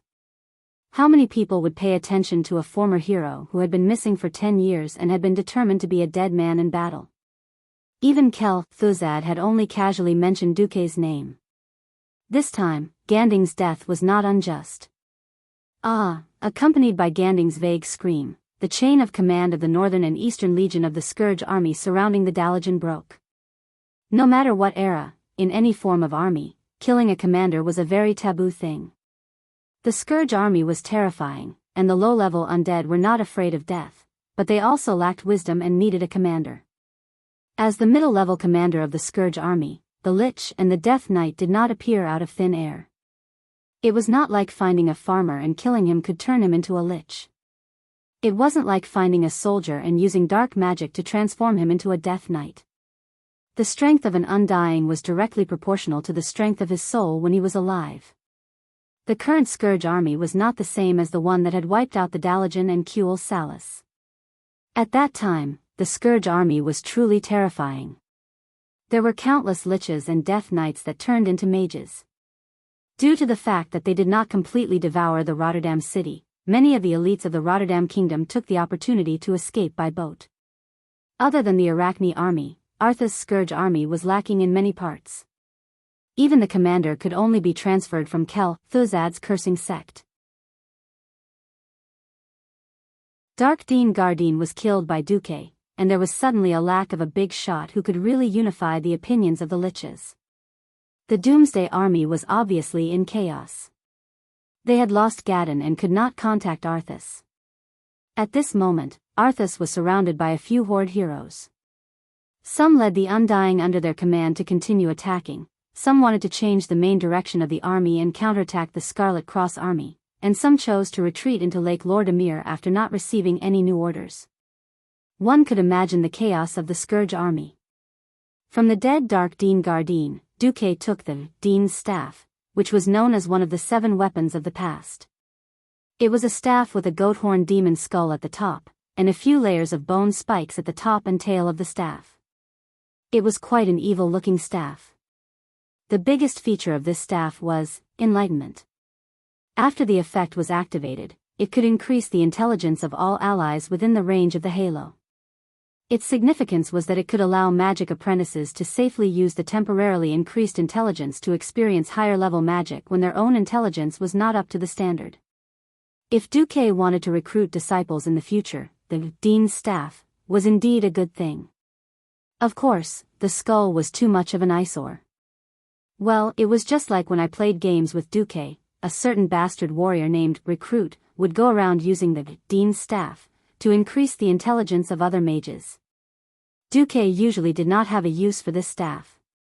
That little bit of intelligence was nothing to Duque. After throwing the Dean's Staff into the storage pouch given to him by Elusia, Duque stood with his hands behind his back. In less than a minute, the Scarlet Cross army's cavalry had already rushed past him. Like the legendary miracle of a sword splitting the sea, the blood-red torrent rushed to Duque's side and consciously parted to the left and right. Long live Lord Marcus! We salute you, the great hero of the Alliance. As they rushed past, some knights did not forget to greet Duque. Duque had never been a knight, let alone a holy knight. But now, many knights in the army had grown up listening to the deified deeds of Duque. Many people had wondered if there really was such a powerful pharaoh who could change the situation of a battle by himself. Today, with their own eyes, they witnessed the return of this legendary figure who was like a myth. They only had one thought in their minds: his reputation was well deserved. As a mage, he led the charge. 1 man and 1 horse, yet an army of 10,000 could not stop him.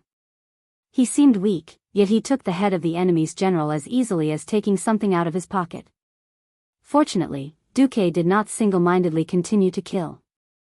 Otherwise, the 80,000 elite soldiers would have come to do nothing, and the Scarlet Cross army would have lost all face. Kill. Smash these broken bones. After Duque used the last of his magic power to shoot down the few gargoyles in the sky, the blood-red tide easily divided, destroyed, and crushed the scattered undead army. After an unknown amount of time, the Scarlet Cross army finally met up with the Dalajan army that had rushed out of the city. Duque. Where is Duque? Riding on a spotless white horse, using the ice element to repel all impurities, Antonida's appearance was getting more and more flashy. Escorted by a group of high-ranked mages and knights, Antonidas eagerly rushed to see Duque. On a small hill, Duque welcomed Antonidas with a Bendis on his left and Mograine on his right. Oh my God! Am I really seeing a ghost? Duque, you're actually still alive. Duque was a little embarrassed. The next second, Antonida's words made Duque a little unhappy. If the one who came to warn us wasn't Mediv, that guy who might have been blinded by the devil, but you, the Dalajan, wouldn't have suffered such heavy losses. Sigh, why didn't you come back earlier? This was not a joke, but a real complaint.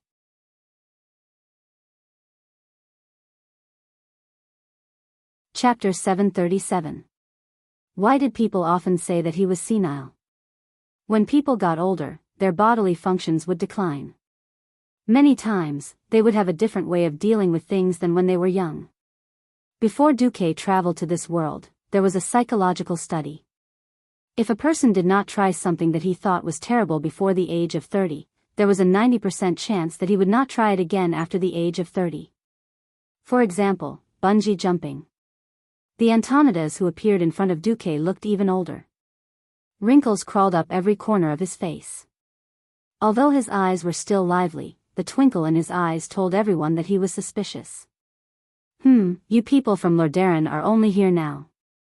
Are you waiting for the Dalajan to kneel before you come to reap the rewards? You, Duque, did not come earlier or later. Arthas killed his father here, and you're already here? Seeing Antonida's gaze, Duque's heart skipped a beat. There were not many decades in one's life. 10 years might pass in a flash in the eyes of young people, but in the eyes of old people, it was extremely long. On the way here, it was not that Duque did not hear from Elusia about the filthy affairs of Lordaeron. In the past 10 years, the kingdom of Lordaeron had annexed the old territory of Alterac in order to expand their territory.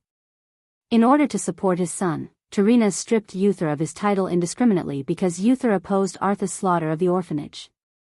The Dalajan had begun to play closed door, refusing to export mages to other countries. King Garen of Stormguard was acting recklessly. Gilnas had closed the country. 10 years of open and secret strife was enough to wear away the camaraderie that had accumulated in the alliance against the Horde. The only fortunate thing was that the reconstruction and development of the Kingdom of Stormwind and Cosmodan in the southern continent was quite good. At least the military framework of the alliance had been preserved. In the face of Antonida's rebuke, Duke was neither humble nor pushy. Karazhan is surrounded by countless spatial rifts in the void. It was not easy for me to find a gap, and I just rushed back. Mograine quickly tried to smooth things over. Lord Antonidas, now is not the time to blame anyone. We can slowly figure out who is at fault for this disaster later.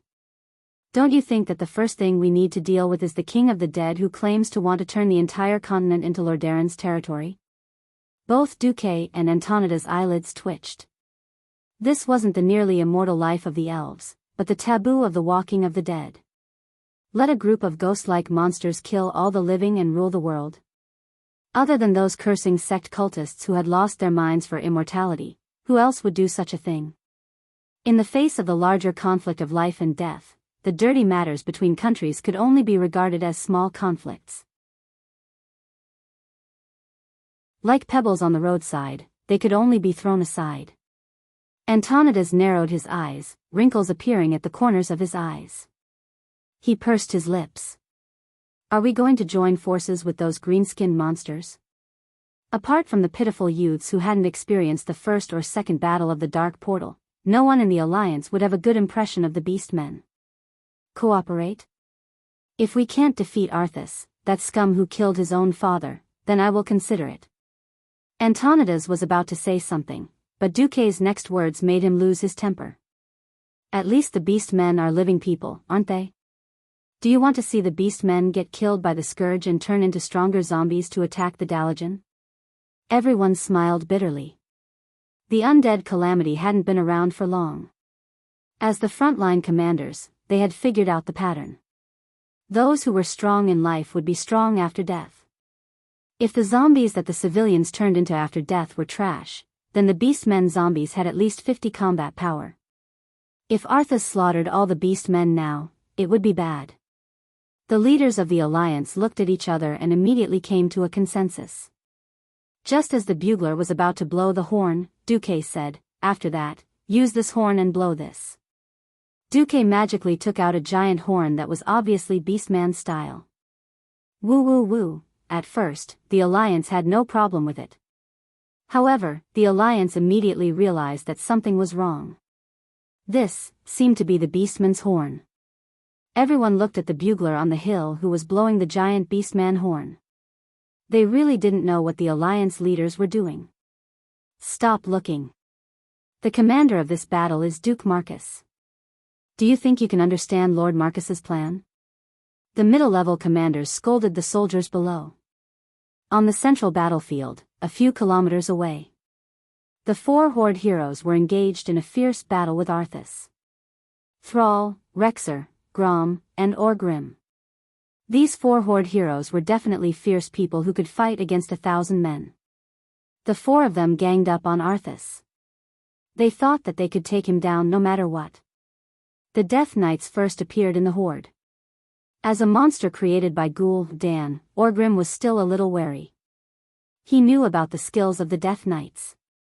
However, as the most powerful Death Knight under the command of Lich King Azul, Arthas with Frostmourne was far more powerful than Orgrim had imagined. Corpse manipulation made the surrounding Beastman warriors attack the four Horde heroes instead. Evil Aura increased the movement speed and attack speed of nearby undead allies. The most disgusting was Death Coil. Many times, Arthas' armor had already been smashed, and even his body had been injured.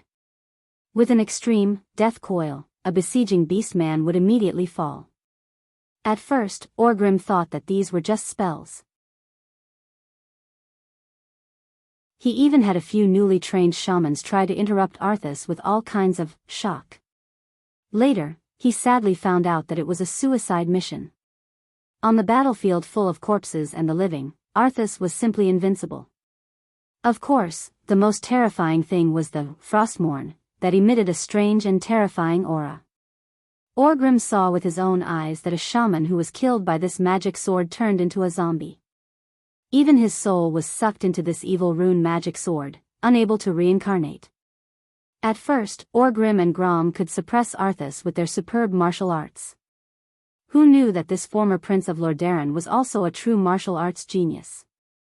After a dozen rounds, they were evenly matched with Orgrim and Grom. After 50 rounds, if it wasn't for Thrall's sudden attacks and Rexer's occasional battle pets to block Arthas' killer moves, at least one of Grom or Orgrim would have been defeated. This can't go on. Just when the four Horde heroes were in a difficult situation, they suddenly heard a strange horn sound that belonged to the Horde.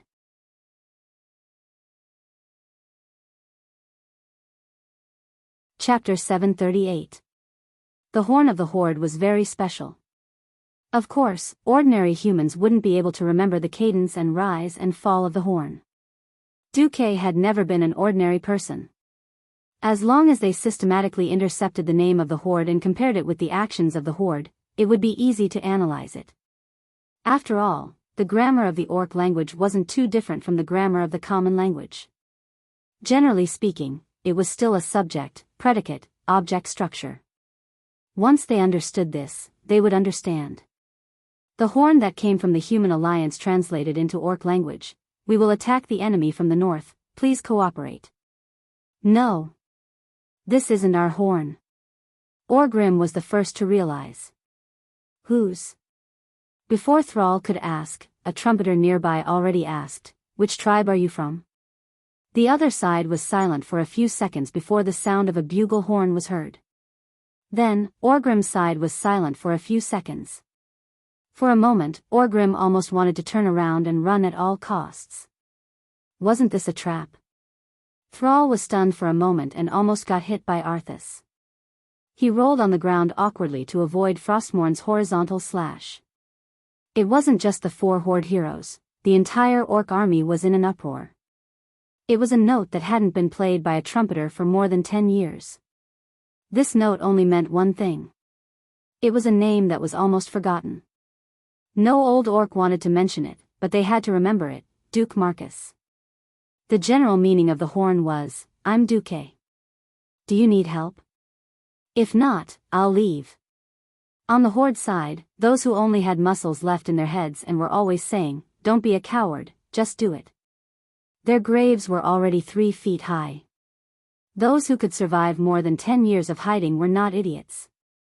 Not to mention these big Orc bosses. Orgrim and Rexer were captured in the Battle of Scorching Canyon, and it took them many years to escape. Grom was chased by the Windrunner sisters in Tirisful Glades for many years. At first, it was the eldest and second sisters, and then Sylvanas chased him for a long time. Although Sal had changed places, he had been a slave gladiator for a long time. The unusual movements of the human army, the heavy weapons that were left behind in the military camp, the sudden attack of the Calamity army, the ridiculously powerful leader of the Death Knights, and finally Duque, who had revealed his identity. If they still didn't know that this was all Duque's plan, then Orgrim and the others would have wasted their lives. It's that demon Duque? Grom used Bloodhowl to block Arthas' attack head-on as he cursed, how dare he say that he's joining forces with us? He's the only one who can be so shameless. Orgrim gritted his teeth as he gave Arthas another blow with his hammer. His mouth was filled with bitterness. What do we do? Sal shouted. What to do? What else could he do? Even if they knew that it was Duque, that bastard, who dug a hole for them, the whole tribe would still be in trouble. What else could they do? Could he still beg for mercy from that inhumane dead face? Arthas couldn't wait to turn them all into corpses. The tribe could have a backbone and not let Duque come over.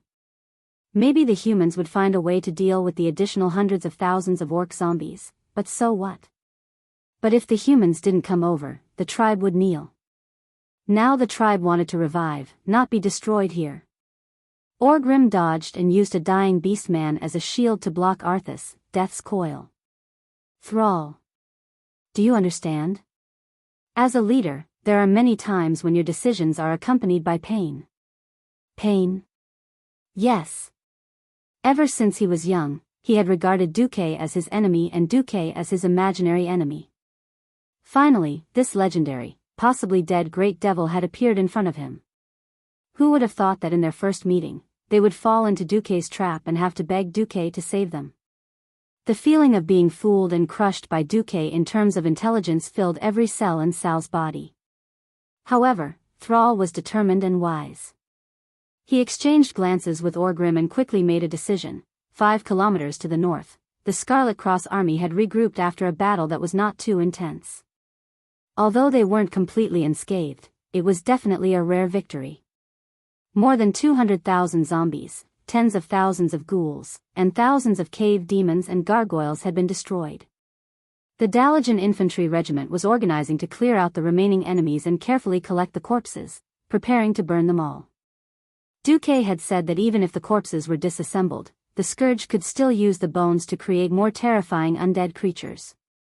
Duke's description of the Scourge army had easily frightened a few members of the Kirin Tor parliament. Duque secretly heaved a sigh of relief. Fortunately, it wasn't the Scourge yet. The abomination, a monster made from a large number of corpses and a mountain of flesh, had yet to be born. Similarly, the evil dark liches hadn't developed the blood and bone puppets, which were a mixture of flesh and bones. It seemed that Arthas hadn't gotten the ice dragon army either. The scourge now was far weaker than it had been in history. Well, it should be the same for Arthas. The original Arthas had experienced the massacre of the holy city of Stratholme, and the mental blow he had suffered was far greater than the burning of an orphanage. After all, it was a competition between him and the Dreadlord to see who could burn the infected residents faster but hadn't completely turned into zombies. The torture of conscience like a death match was definitely much greater than burning a group of orphans. It was true that he was now the most powerful Death Knight, but the human nature left in his soul made his dark powers far weaker than he had been at the same time in history. This was what Duque could make use of. As long as the Horde's fierce warriors were the vanguard, Duque had a 50% chance of making Arthas kneel here. After the horn sounded, Mograine was a little nervous and a little perturbed. Will the Horde agree? It wasn't just the Horde that couldn't change their minds. The alliance was almost the same. Suddenly hearing that they wanted to ally with the Horde? If the one who made this proposal wasn't the legendary hero and the current commander of the alliance, Duque, the generals below would have already made a fuss. If anyone has the confidence to defeat an undead army led by a death demigod with just the strength of humans, I'll give him the position of commander. Duque's one sentence suppressed everyone's different opinions. At this moment, Duque's lips curled into a confident smile. The Horde will agree.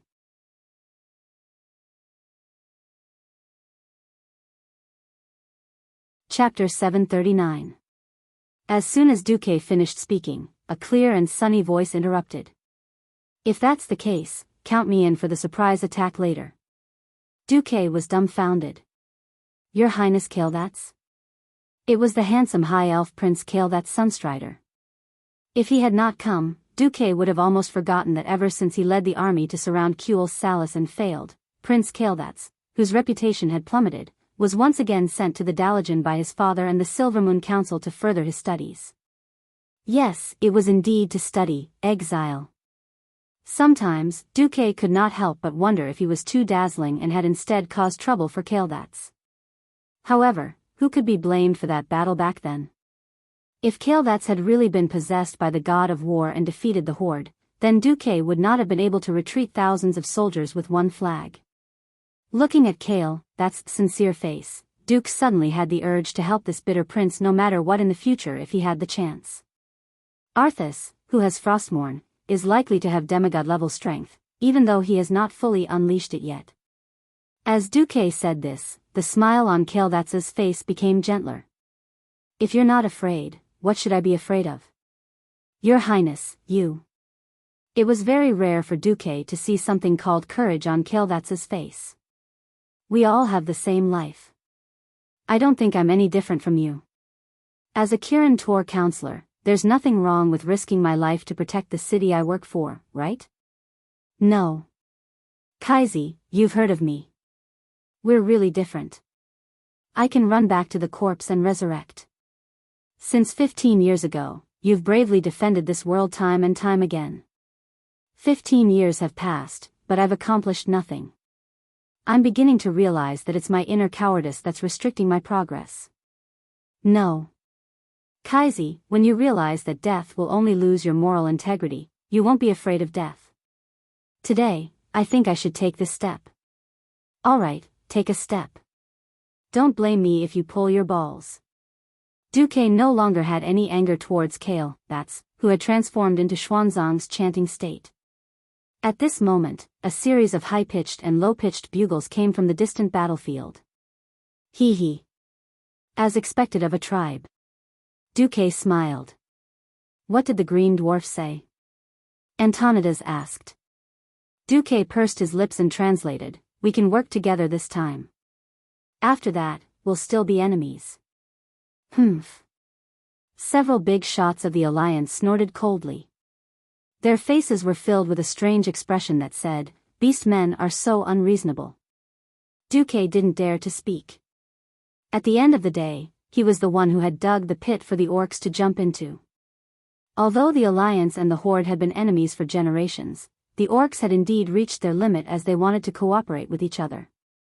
Duque was also worried. He had been given such a bad hand as soon as he returned. If he had the elites of the watchtower, would he still need to make use of the orcs? First, the orcs were overturned, and then Arthas' doomsday army was flattened. The most troublesome thing was that the best holy knights weren't by his side. What could Duque do? "We can act later," Antonidas said in a low voice. Duque glanced at the breaking dawn mage and sighed in his heart. Old man Antonidas is old, stubborn, and corrupted. If they acted later, they could weaken the orcs, but in a sense, they would also be watching the orcs and the doomsday army fight to the death.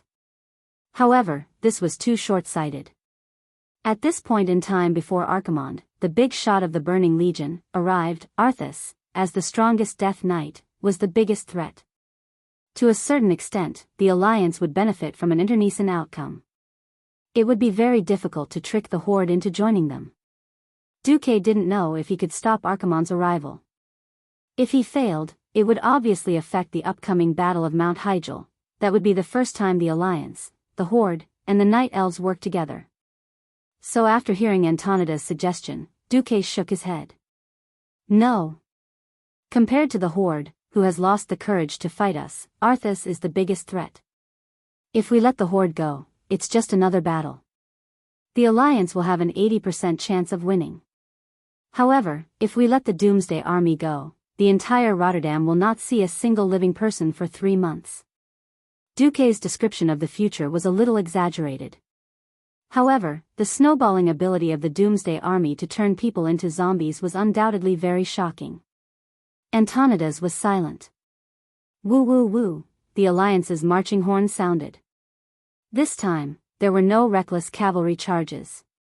Instead, the heavy infantry with big shields was in front, the spear team was in the third row, the javelin team and the archer team were in the middle, and the cavalry was in the 2 wings.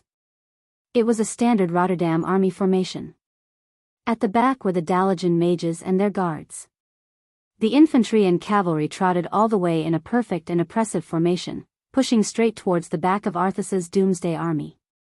Don't be afraid. Don't hesitate. The holy light shines on us. Those monsters are no longer our family. They're evil undead. Blow up their heads and chop off their claws. Don't stop until their heads are smashed into smashed watermelons. Even if these monsters bite you, they might turn you into monsters like them. The wounded should retreat immediately and request for the priest's holy light treatment. If there are no priests or paladins around, when you lose all feeling in your limbs, you have to break them immediately before the numbness spreads to your body. Otherwise, you'll become a damned living dead. Bring the holy water with you. It will save your life at the critical moment. The Alliance's lieutenants kept shouting, reminding the soldiers of various things to take note of.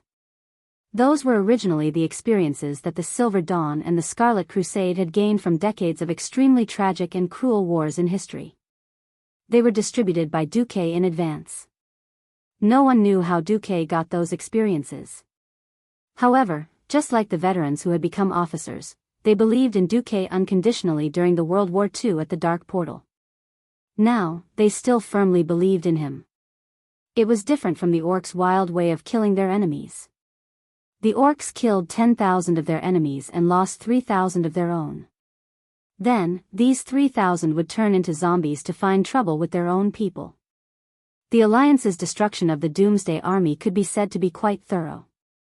Most of the zombies and ghouls that pounced on them were first baptized by the mages, firewall spell, and then by the arrows and javelins before they could reach the front of the formation. When the sparse undead pounced on them, the third and fourth rows of spearmen would often accurately pierce the heads of these undead that were charging straight at them.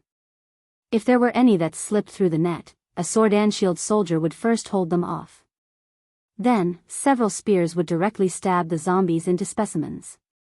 Finally, the sword and shield soldier would use short swords to chop the zombies into parts.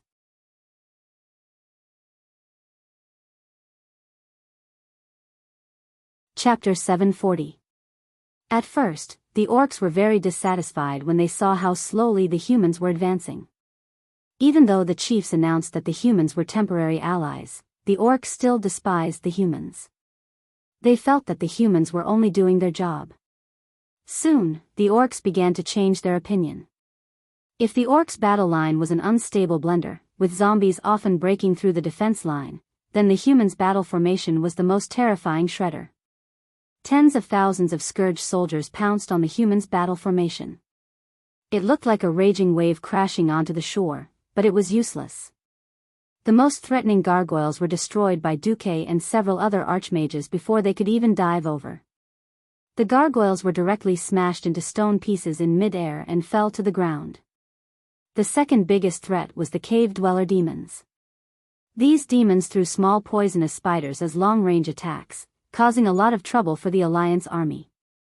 But that was only the extent of trouble. The cave-dweller demons' huge bodies made them easy targets for the human archmages and archers. Usually, 8 to 10 fireballs would hit them, and even the strongest cave-dweller demons would be smashed into pieces. Arthas' army of the undead was disappearing at a speed visible to the naked eye. The entire huge black battle formation was smashed into pieces from the north and south. This is impossible.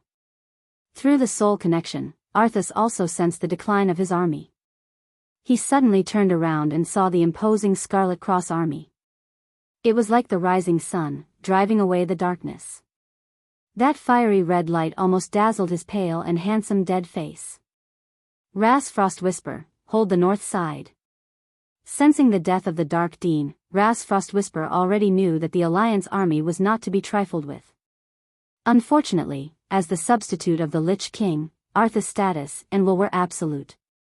Lich King Zul, who had become a pure soul and was sealed in a block of ice, would certainly not allow Ras Frostwhisper to be a scapegoat for such a small matter. The bitter Reese could only lead his warlock brothers and the low-level Lich to command a large number of low-level undead to go up against them. Kale, that's a Bendis. Duque pointed at Ras Frostwhisper. Even if Kale, that's was a noble prince, since he had entered the Alliance's ranks, he was Duque's subordinate. With a flick of Duque's finger, Kale that's, who had a few arcane fireballs hovering above his head, immediately flashed out to meet Ras Frostwhisper. As an immortal, he had an instinctive aversion to fire. Becoming a lich meant that he no longer had any fate with fire magic. Compared to Kale, that's, who was like a miniature sun, Ras Frostwhisper represented endless winter. At first glance, Kale /S Flame Elemental Ball and Rice /S Frost Elemental Ball were like two paintings of completely different styles, forcibly piecing them together. Endless fire and frost elements from the elements realm were molded into the form of magic spells and bombarded towards the opponent constantly. For a time, it turned into a magic war. As one of the bosses of Scholomance, Ras Frostwhisper was quite strong. His Frost Arrow Rain was able to put Kale, that's, who lacked actual combat experience, into a fluster. Seeing the way Kale, that's attacked, Duque only wanted to facepalm. Although they were both radiant moons, how could an unorthodox lich like Ras Frostwhisper compare to a proper elven prince? However, Kale, that's really did not have much experience in real magic battles, and in the end, it was the elven prince who was suppressed. Can't he use fire just because he's good at it? An arcane bomb will teach him a lesson. Duque muttered softly. Who knew that Kale, that's pair of elven long ears would listen to Duque's side? The rich guy was actually enlightened. The former Earl of Reese raised his fleshless skeletal hands. Just as he was about to use a hand gesture to launch a new spell, an unexpected scene happened. It was a large fireball that exploded about 5 meters in front of him. Unexpectedly, after being offset by his frost arrow, the fireball exploded. Suddenly, a purplish blue light flashed in the middle of the fireball, and an arcane bomb that contained an enormous amount of magic power suddenly accelerated. Then, it shot from lightning to less than 2 meters in front of Ras and exploded before it could touch his magic shield. A violent arcane impact surged over, and the lich was caught off guard. He withstood the damage of the arcane spell, but he was unable to offset the terrifying shockwave that exploded in all directions. The bitter Ras only saw a flash of purplish-blue arcane spell. The shockwave of the explosion first pressed a hemispherical depression into the translucent ice shield that covered his body. Then, his entire body was sent flying. Liches never lacked calm. However, the turbulence of the arcane explosion also interfered with his flash spell. As a result, he was smashed into the ground like a cannonball. The huge impact blasted a large crater in the battlefield full of flesh and bones. The surroundings were full of exploding flesh and blood, broken limbs and fragments scattered on the ground like the pitter-patter of rain. Ras was in a sorry state in this explosion. His gorgeous purplish-red mage robe was blown into rags, and even the bones of his fingers that withstood the impact showed signs of breaking. Before he could climb out of the deep pit, a huge golden shadow suddenly flashed out of the pit in front of him. The golden light, the white gold warhorse, and the holy power that was full of awe-inspiring righteousness. One man and one horse.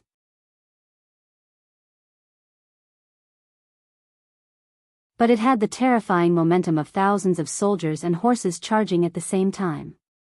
Ras Frostwhisper, who had not yet figured out what happened, first felt his face heat up, and then he immediately felt the holy light contained in the holy light hammer and the destructive power it brought to his body.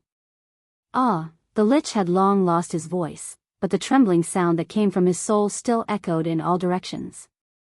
His ugly skull, which no longer had any flesh, directly exploded under the full force of General Alfred of Bendis' blow into countless tiny bone fragments that splattered in all directions. Lich Ras Frostwhisper, killed. At the same time, 3 people joined the battle between the 4 tribal heroes and Arthas. Mograine, Antonidas, and Duke Marcus. Orgrim and Arthas said this name at the same time, which to them was a terrible name. Duque smiled and waved his hand. Yo, the weather is really nice today. Thrall looked at the dark sky covered by the canopy of undead and found that he could not understand Duque's thoughts. Duque stood with his hands behind his back, ignoring Arthas who was looking at him with hatred, and walked up to Orgrim. You and I have no intention of forgetting the pain of the past. But for the future of our race, how about we work together for once? Orgrim was silent for a moment. All right.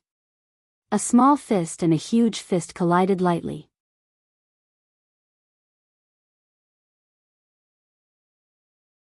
Chapter 741. If it was the first great chief, he would have chosen to deal with Duque first, and then see if he could deal with Arthas. In fact, the first batch of orcs who drank the demon's blood were mostly brainless fellows who thought that they should not be afraid, just fight. Time could wear down a person's mind. Orgrim was no longer the hot-blooded leader who thought that he could conquer the world just because he controlled the tribe. In addition, after more than 10 years, he had experienced glory, but he had also experienced hardships. He had been a great chieftain, but he had also been a prisoner. He had seen the splendor of civilization, and he had been a barbarian for almost 10 years. Orgrim had seen everything in the world. When the demon's blood gradually faded, the orcs were still brave, but they were no longer violent. Orgrim knew that in a sense, the orcs were also victims who had been deceived. However, this did not mean that they could erase the terrible history of destruction and slaughter in the world of Azeroth. Just like back then, in order to fight against the Alliance, he did not hesitate to bring Death Knights and Trolls into the tribe. In the face of the greater threat of the Scourge army, he led Sar to temporarily compromise with the Alliance. The only thing that Orgrim was glad about was that the person he reached this temporary agreement with was Duke Marcus, the enemy he hated the most in the past. The person he hated the most was also the person he understood the most. It wasn't an exaggeration to say that as long as the Alliance had a new general, Orgrim would definitely force Sar to retreat even if he had to sacrifice his life. But Orgrim did not know if Duque was still the same Duque from back then. If Duque was still the sensible Duque from back then, the tribe would not have suffered a loss this time. Of course, from the actions of first kicking the tribe into a pit and then rescuing them. Although he was unhappy, that Duque was definitely the real Duque and not someone in disguise. On the other side, Arthas was shocked and angry when he first saw Duque. This was because Duque had repeatedly ruined his plans, or rather, the mission given to him by the Lich King. The destruction of 500,000 undyings was a significant loss to the Scourge army. As soon as Duque appeared, Arthes was no longer in a hurry to attack. He stood with his sword and displayed Frostmourne, which emitted a cold and terrifying glow in front of everyone. This was Arthes's pride. He was once a prince, and he was now a king. Although he was the king of the kingdom of the dead. "Oh, Duque. How rare, I thought you were already dead." Arthes's face was filled with contempt and ridicule. Duque showed no mercy. "I also thought you were dead. Why are you still talking like a living person?" Arthes's expression stiffened. "Hoo hoo. Ha ha ha ha." Perhaps it was because Grom Hellscream had a low sense of humor, but seeing his old rival, Duque, ridiculing his new, more annoying opponent, Grom actually laughed out loud in the midst of the chaotic battlefield. "Don't mind me, you guys continue."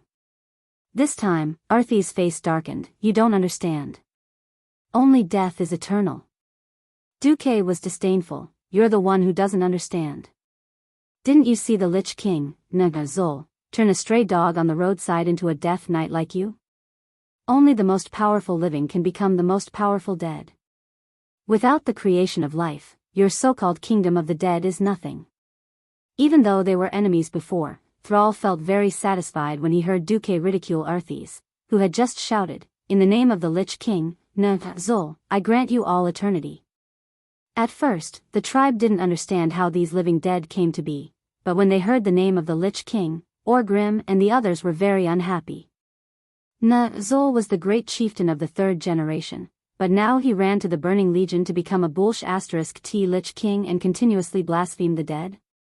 After abandoning the power of the demons, the tribe had now begun to return to the original path of the shaman, which was to believe in their ancestors and the power of the elements. This practice of making the dead unable to rest in peace was undoubtedly the biggest taboo of the beastmen.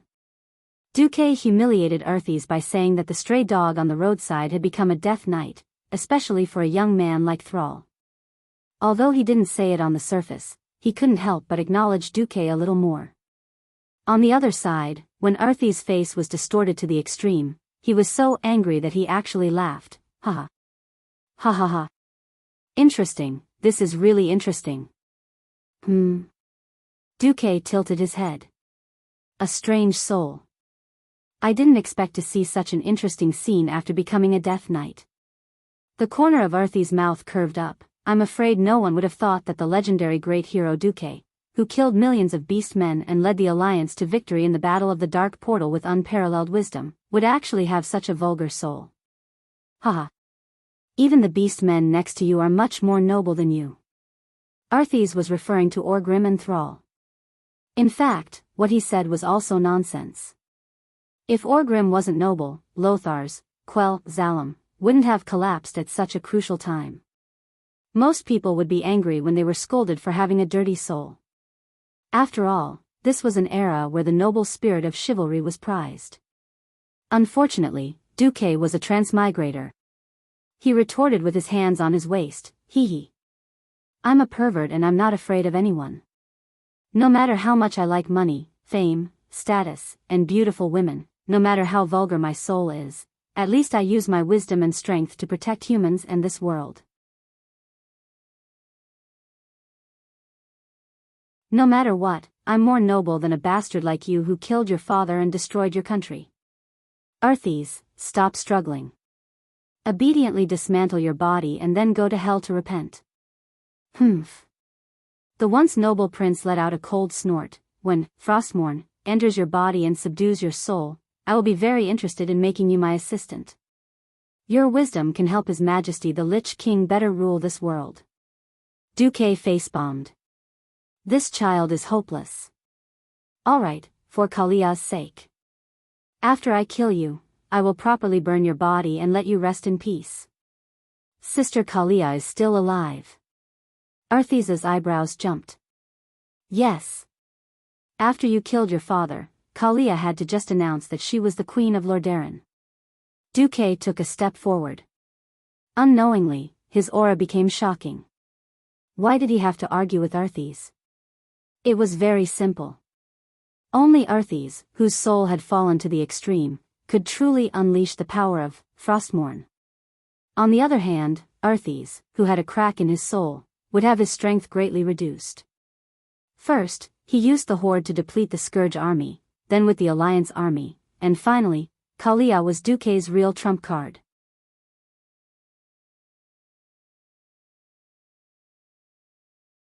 Chapter 742. If possible, Duque didn't want to use such a despicable method.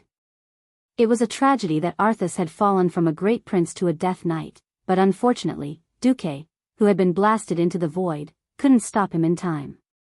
However, just because he made a mistake once didn't mean he could make a mistake again. Arthas was already dead, walking further and further down the path of evil. If this continued, it was only a matter of time before he became the second Lich King. If they didn't stop Arthas, then the tragedy of history would repeat itself. He thought about the eastern and western plague lands that occupied 1/3 of the Rotterdam continent in the future. That place was a vast and boundless land of despair that spanned thousands of miles. The earth was corroded, and the plants were withering and mutating. The ground was filled with terrifying undead creatures and infected mutated animals. Duque could still remember the deers that were covered in abscesses wailing in despair, and the squirrels that had turned into hideous monsters. Perhaps it could be said that the mastermind behind the spread of all this was the crazy Kel Thuzad, the Lich King Na Zul, who was tamed by Kil Jaden. However, without Arthas, the main culprit, carrying the flag, the Scourge army would not be able to do this. In the original history, after the destruction of the Rotterdam city, many resistance organizations emerged in the territory of the Rotterdam Kingdom. In addition to the Silver Hand Knights, which was disbanded by Arthas before he fell, and the most famous Scarlet Crusade and Silver Dawn, there were actually many other organizations. For example, the Northern Army of Lordaeron, which was later led by Marshal Garithus, and the Andoral Garrison Army, Darrowshire Garrison Army, Hearth Valley Garrison Army, and other local armies of Lordaeron. There were also various civil resistance organizations. These organizations had effectively restrained or hindered the advance of the Scourge. However, when King Dylan led his fleet to rescue the people of Lordaeron, he was shocked to discover that the entire land of Lordaeron was filled with undead. Why? It was because most of the rebel groups had been destroyed. The Scarlet Crusade was being toyed with by the Dreadlord. The rebel armies were destroyed one after another. Arthas alone had killed his teacher, Uther, and one of the 5 Silver Sages, Gavin Rad, back in the original timeline. In total, there are, the leader of Lordaeron's Scourge Resistance Organization, the Justice Guard, Marcus Halak, the leader of the Circle of Holy Light, the Lordaeron Calamity Resistance Organization. The leader of the Ultimate Force of the Lordaeron Cataclysm Resistance Organization, Daglan. That was just within the borders of Lordaeron. Other than Lordaeron, Arthas, who was unstoppable by anyone, led the Calamity Army to sweep across the entire Lordaeron continent. Many important figures died under Frostmourne's sword, Dalajan Kirin Tor Antonidas, Elf Ranger General Sylvanas, Sun King Anastrian. More than 10 million people had died directly or indirectly at Arthas' hands. Now that the apocalyptic drama of the Scourge army had begun, the avalanche effect had begun. The easiest way to prevent the greatest tragedy in the history of Azeroth was to kill Arthas. This was definitely not easy. Duque did not have the strength to destroy a planet in one move or the strength to destroy a universe in 2 moves. All he could do was gamble everything he had as a transmigrator. Feeling sorry for Kalia, Duque still put his cards on the table. Sure enough, for the first time, Arthas' face, which seemed as if she didn't care about anything, showed some emotion. No. You lied to me, Kalia died 13 years ago. Yes. In order to escape the shame of her fiancé being Nethario, the Wing of Death, and in order not to be imprisoned in the palace and waste her youth, she begged me to let her fake her death. Duque spoke almost word by word. At the same time, he raised his hand, and a magic mirror appeared in Duque's hand. The interference of the canopy of undead made it impossible to send a magic message. This was not important. With the system elf, Duque could perfectly copy the communication image that Kalia had sent to all parts of Lordaeron before she teleported away. I am Kalia Menethil. I did not die 13 years ago. I regret to tell you a sad news. My brother, Arthas Menethil, has been persecuted by the Dread Lord and the evil Lich of the Cursed God. He has become a Death Knight and lost his humanity. He killed my father, His Majesty Terenas. In the name of the Menethil royal family, I, Kalia Menethil, officially inherit the throne of Lordaeron and become the queen. Kalia's tone had changed slightly, and her youthful appearance had been stripped away. Even though Kalia had changed quite a bit, Arthas was still able to recognize her elder sister immediately due to the connection between their bloodlines. Sister. His mouth twitched for a while. Arthas, the most terrifying man of this era, who had gone from the brightest to the darkest, suddenly cried like a child. The undead did not have tears. It was just a hollow, dry howl. In the next moment, just when everyone thought that Duque had taken care of such a terrifying enemy with just his mouth, frost suddenly fell from the sky. Frost in June was never a good thing. Suddenly, an incomparably huge will descended. It was hard to describe this feeling of terror. At that moment, it was as if there were thousands of lives, letting out the most desperate wails before they died at the same time. At that moment, it was as if there were billions of creatures being tortured by demons. Their skin was torn off, their flesh was peeled off, and their organs were dug out. They screamed as their bodies were burned by the flames. Finally, even their souls were thrown into purgatory to suffer for 10,000 years. Whether it was humans, orcs, or elves, every creature could not help but hold their breath. Their chests felt as if they were being crushed by a huge rock, and they could no longer expand their lungs. It was an oppressive feeling of despair. At this moment, everyone finally realized that there was a terrifying existence behind this Death Knight who was getting stronger and stronger. It was watching and directing everything. Duque. An old and evil voice echoed in everyone's mind, Duke Marcus. The voice was like thunder, causing everyone's brains to buzz. Oh. Zol. How have you been recently? Duque was not affected at all. Oh. I forgot. After you were tortured to death by Jaden, you have become a toy that can only stay in ice. You have no body. As soon as these words came out, everyone was petrified. Duque is too powerful. We can't even breathe, and Duque still has the leisure to tease such a terrifying Lich King. How big is Duque's heart? Or, how strong is Duque? How can he not have the slightest fear in the face of such an existence?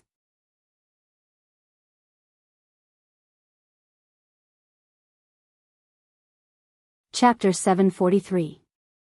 The beast men might not understand why their legendary shaman had become a Lich King. In fact, the humans did not understand either. Zol had been hiding in the frozen continent of Northrend for many years. Then, after a long period of preparation, he revealed the shocking news of Arthas killing his father and massacring an entire city. Everyone did not know, but that did not mean that Duque did not know. Moreover, as the person who had personally overturned Zol and the magic mirror 10 years ago, Duque definitely had the right to speak more than anyone else in the alliance. Since there were too many things that could not be verified, Duke might as well use what he knew as a transmigrator to present the final version in front of everyone. The leader was angry. Oh, no, it was the dirty demon king who was angry. Zol was ridiculed and flew into a rage. A huge black gas in the air turned into a huge tornado, violently blasting towards Duque. However, Duque did not move, as if he was dumbfounded in place. He even made a gesture to stop Mograine from making a move. The black tornado fell, and then, there was no then. Seeing the tornado suddenly disappear, both the leaders of the Alliance and the Horde were stunned. Instead, Duque chuckled and said, haha.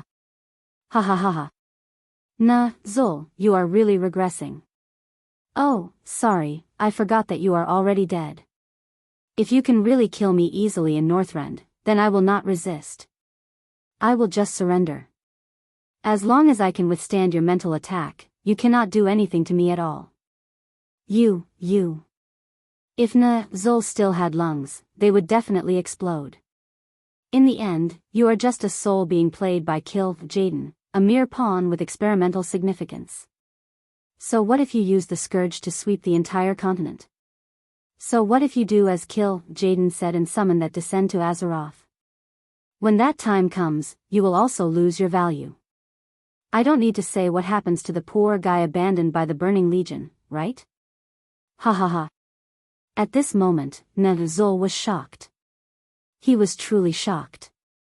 He did not understand how Duquesne knew about this task that Jaden had personally given him. Yes. That's right. Using the undead to destroy the world was just a pretense to scare outsiders.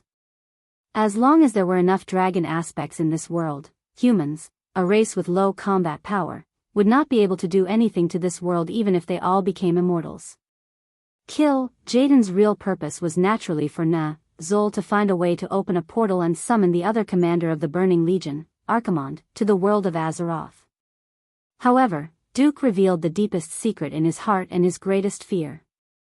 Zul had always been worried about whether he would be abandoned by Jaden after he was no longer of any value to Zul.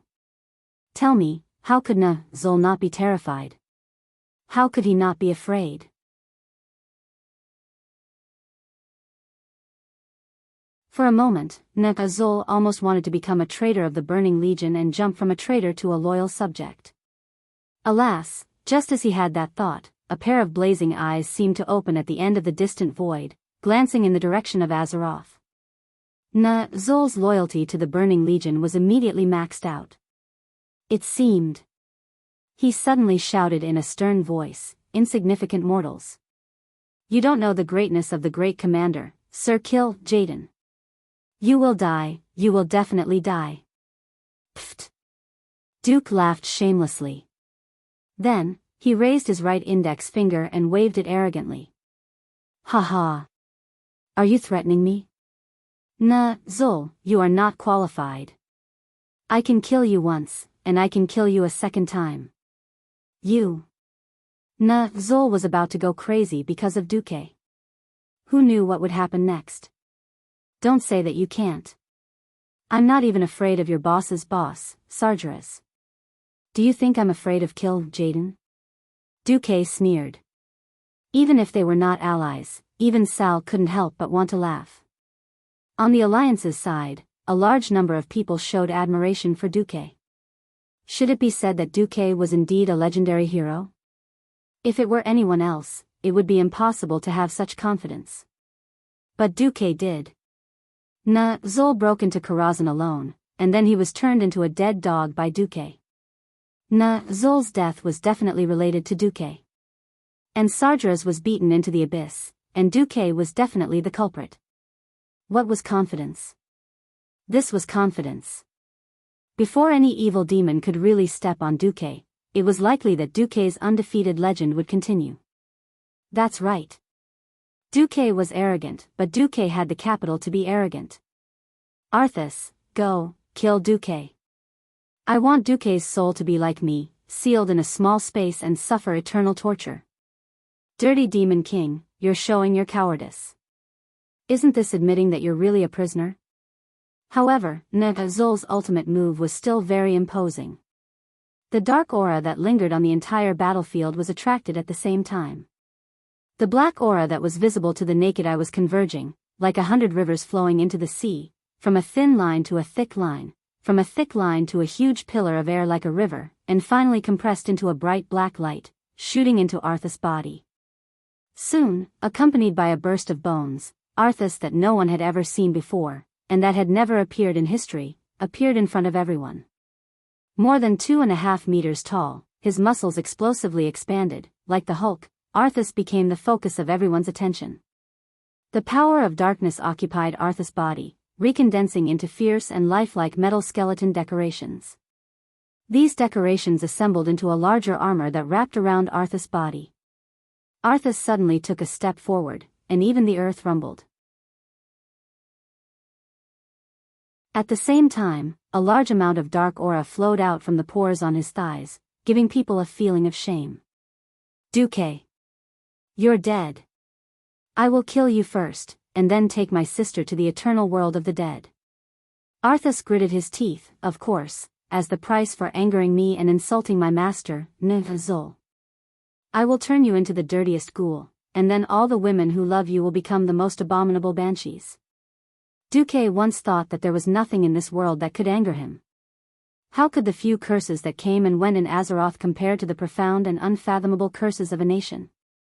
However, when the words ghoul and banshee jumped into his ears, Duque still felt an inexplicable anger. Damn you. I've been around for more than 10 years, and you want to go back to being a ghoul? And you want to kill my woman? F***ck. Didn't anyone tell you that the more arrogant the boss, the more miserable it is? Second fool, hand over your invincible warhorse, and I promise not to touch your sister.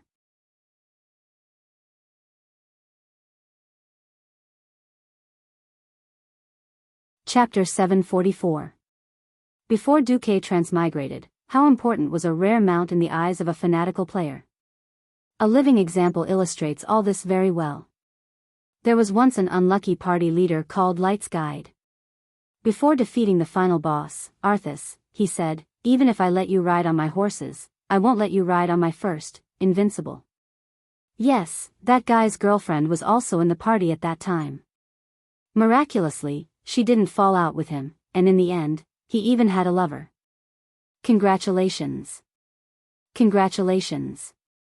Ahem, I went too far. However, a powerful mount was very important in raising one's level of coolness. Duque was very unhappy that wizards didn't have their own mounts. If he really accidentally overturned Arthas in advance, Duke would definitely not mind using the BMW, Invincible, that grew up with Arthas since childhood and was turned into an undead warhorse by Arthas after its death to play with it. Of course, the others didn't know that Duque would have so many boring and dirty thoughts in the face of a great enemy. That wasn't important. Sometimes, a person's reputation was like a tree's shadow. With all of Duque's miraculous feats in the past, everyone thought that Duque had a card up his sleeve. Grom.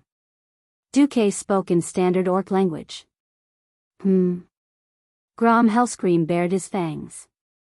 A human, an enemy of the orcs, could speak orc language so fluently. Grom couldn't get used to it no matter what. I heard that the Hellscream family is the best at killing Gorons. What about this mini Goron? Duque curled his lips and sneered at Arthas. Goron? He's only an ogre. He's not qualified to be a Goron. Grom exhaled and raised his famous blood howl, striding forward. Wait. Thrall wanted to warn Grom, but found that Orgrim had stopped him. No matter how he thought about it, in this dangerous temporary alliance, the first to attack the enemy would be at a disadvantage. No. Thrall. Orgrim spoke in the ancient orc shaman language. Even though it wasn't fluent, Thrall could understand it, and Duque probably didn't. Duque may be a bastard, but he's a capable man. Didn't you notice that Duque was the first to make his move? He just spouted a bunch of nonsense. No, if you look closely, Arthas might seem very strong now, but in reality, he's not even as strong as he was before. Sal's heroic rectangular face froze, and then he understood. That's right. In terms of pure strength alone, Arthas was extremely terrifying. He was already so terrifying that people wouldn't be able to stand steadily in front of him. However, Duque's words had clearly shaken Arthas' will and soul. Orgrim was right, Arthas was even more terrifying. Although Arthas wasn't as powerful as she was now, she still had the potential to grow infinitely. Why were the four of them able to hold on for so long in the face of a monster wielding a super demonic sword? Even if they didn't want to admit it, they had to admit that Arthas was using them as sparring partners. In the beginning, let alone the four Horde heroes, even a few Kiliarchs could hurt Arthas. However, this mysterious Death Knight only used the scarlet halo around his body and sacrificed the servants he summoned to continuously recover his injured body parts and his strength. Following that, Arthas went from being unable to withstand the siege of the four heroes like a sandbag in the beginning, to occasionally defending later, and now to being able to fight back. Arthas' combat skills were growing at a speed visible to the naked eye. This was like a sponge absorbing water, absorbing the opponent's combat skills to speed up his own growth. This made Thrall and the others even more frightened. Now, Arthas' strength had increased. Even if it gave people the feeling of looking up to a tall mountain, a mountain was just that big. If there were enough people, there was still hope of flattening the entire mountain. Sal didn't know why he could do this when he mentioned Kalia. In any case, Duke displayed an unconventional method that really opened the young Sal's eyes. The Horde's most valiant warrior, Grom Hellscream, was the first to rush forward. It was a beautiful jump slash as always. The crouch that shook the earth, the jump path that defied common sense, was still shocking no matter how many times one saw it.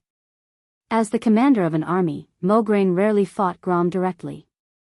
However, every time he did, Mograine would guard against Grom trying to decapitate him. After all, Mograine had personally seen the crazy Grom cut down a dwarf steam tank with one jump slash. The power of this attack was definitely not small. Arthas raised his sword to block it. He did manage to block it, but the huge force from Bloodhowl was something even his strengthened muscles couldn't withstand. Arthas' massive body could clearly be seen sinking into the ground, and the soil beneath her feet immediately sank in. It couldn't be considered a success. Grom immediately used the rebound force to engage in a fierce battle with Arthas.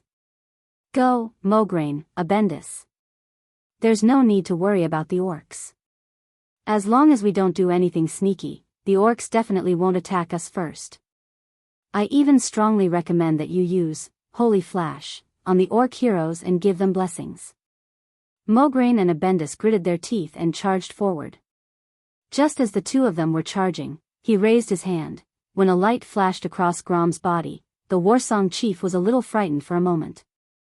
Duke's orc language floated over. Don't be afraid.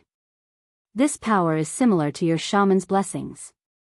Power blessing, king's blessing, power amplification from the holy light was definitely a good thing for a violent warrior like Grom. A horizontal slash that was even faster than before caused Arthas to stumble. Humph.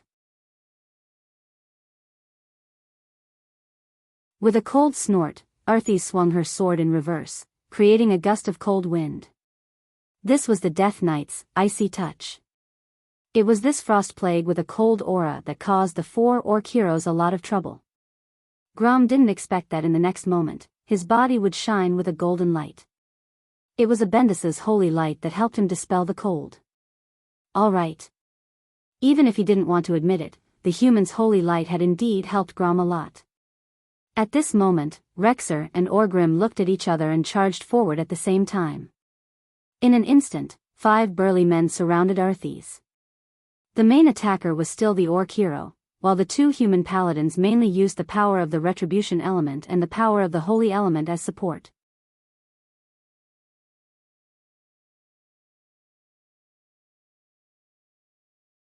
Chapter 745. It just so happened that Arthas' body had become huge. Otherwise, the attacks of the 3 orc heroes were so wide and wild that there would be no way for 2 more people to get in between him.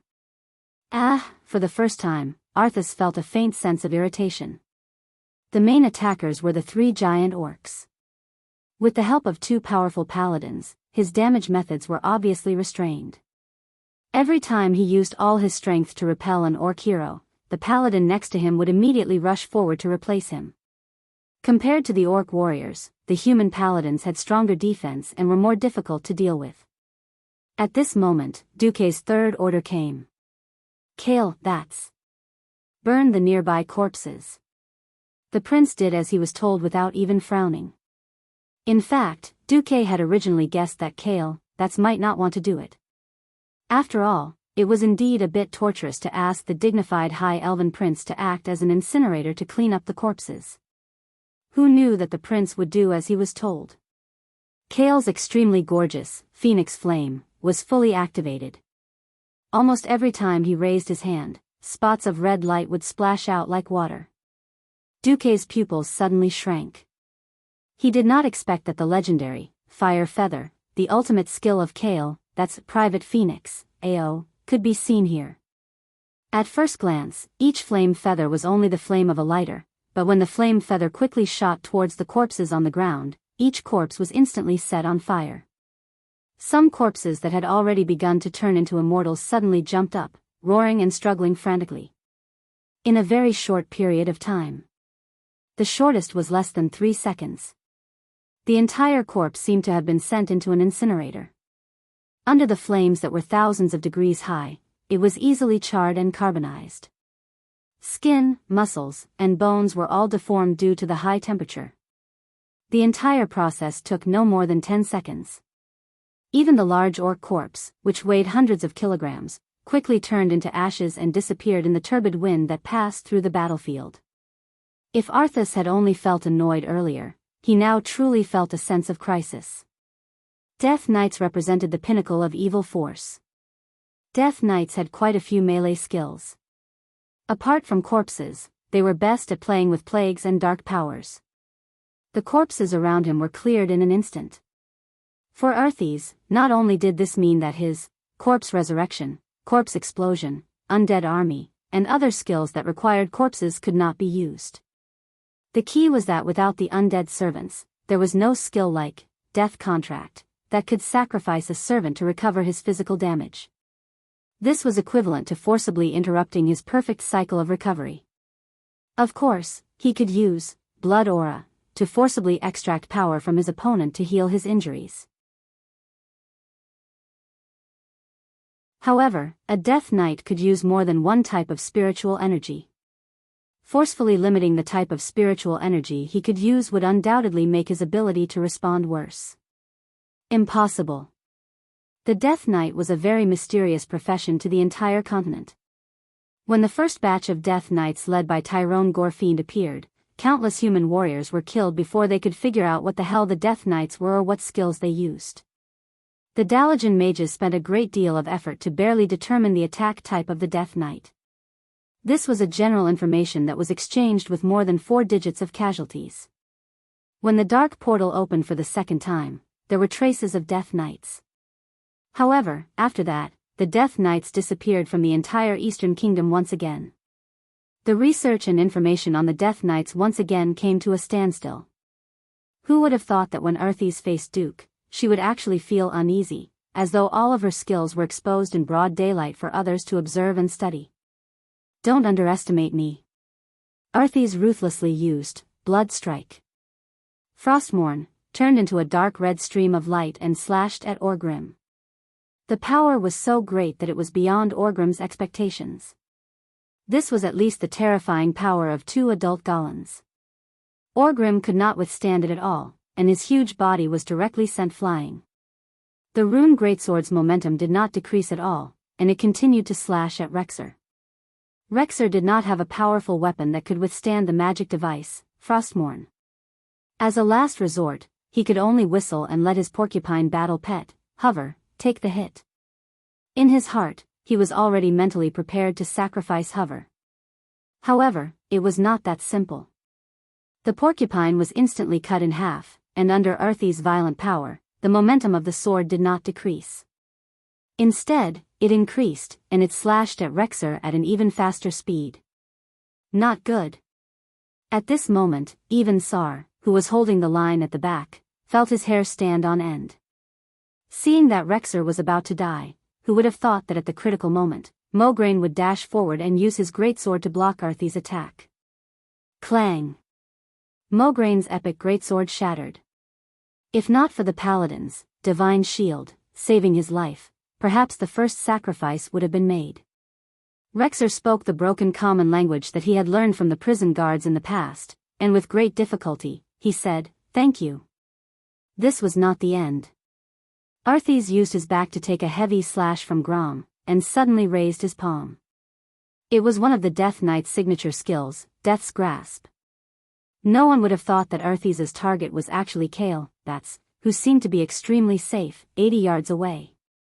Feeling the evil power quickly gathering around him, Kale, Bats' face turned green.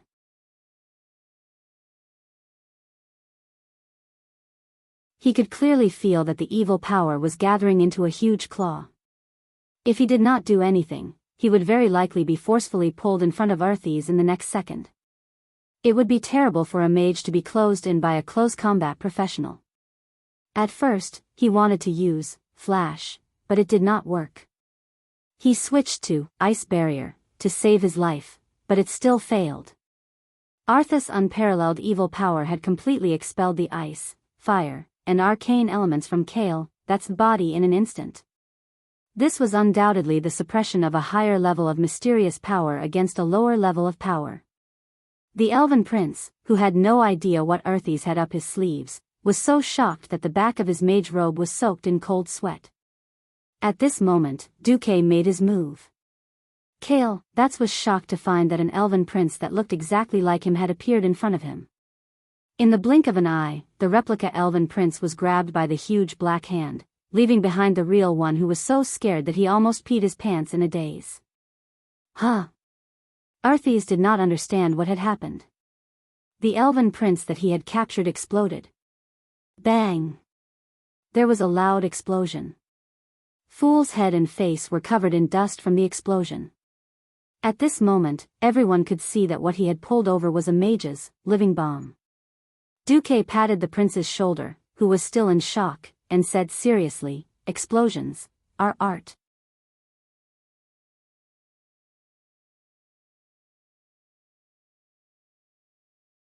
Chapter 746.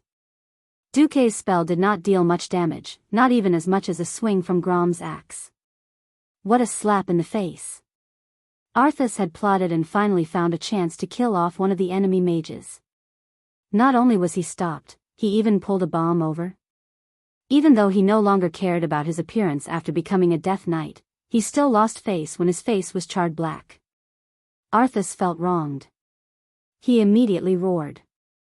It seemed like he only roared because his throat was itchy. Only Duque, with the special vision of the system elf, could see the faint green light. Damn, is this idiot releasing the plague? Dispel. Actually, even without Duque's order, the two holy knights were already doing it. The holy light chased away the hidden plague on the orc hero, but it could not get rid of the plague bacteria in the air.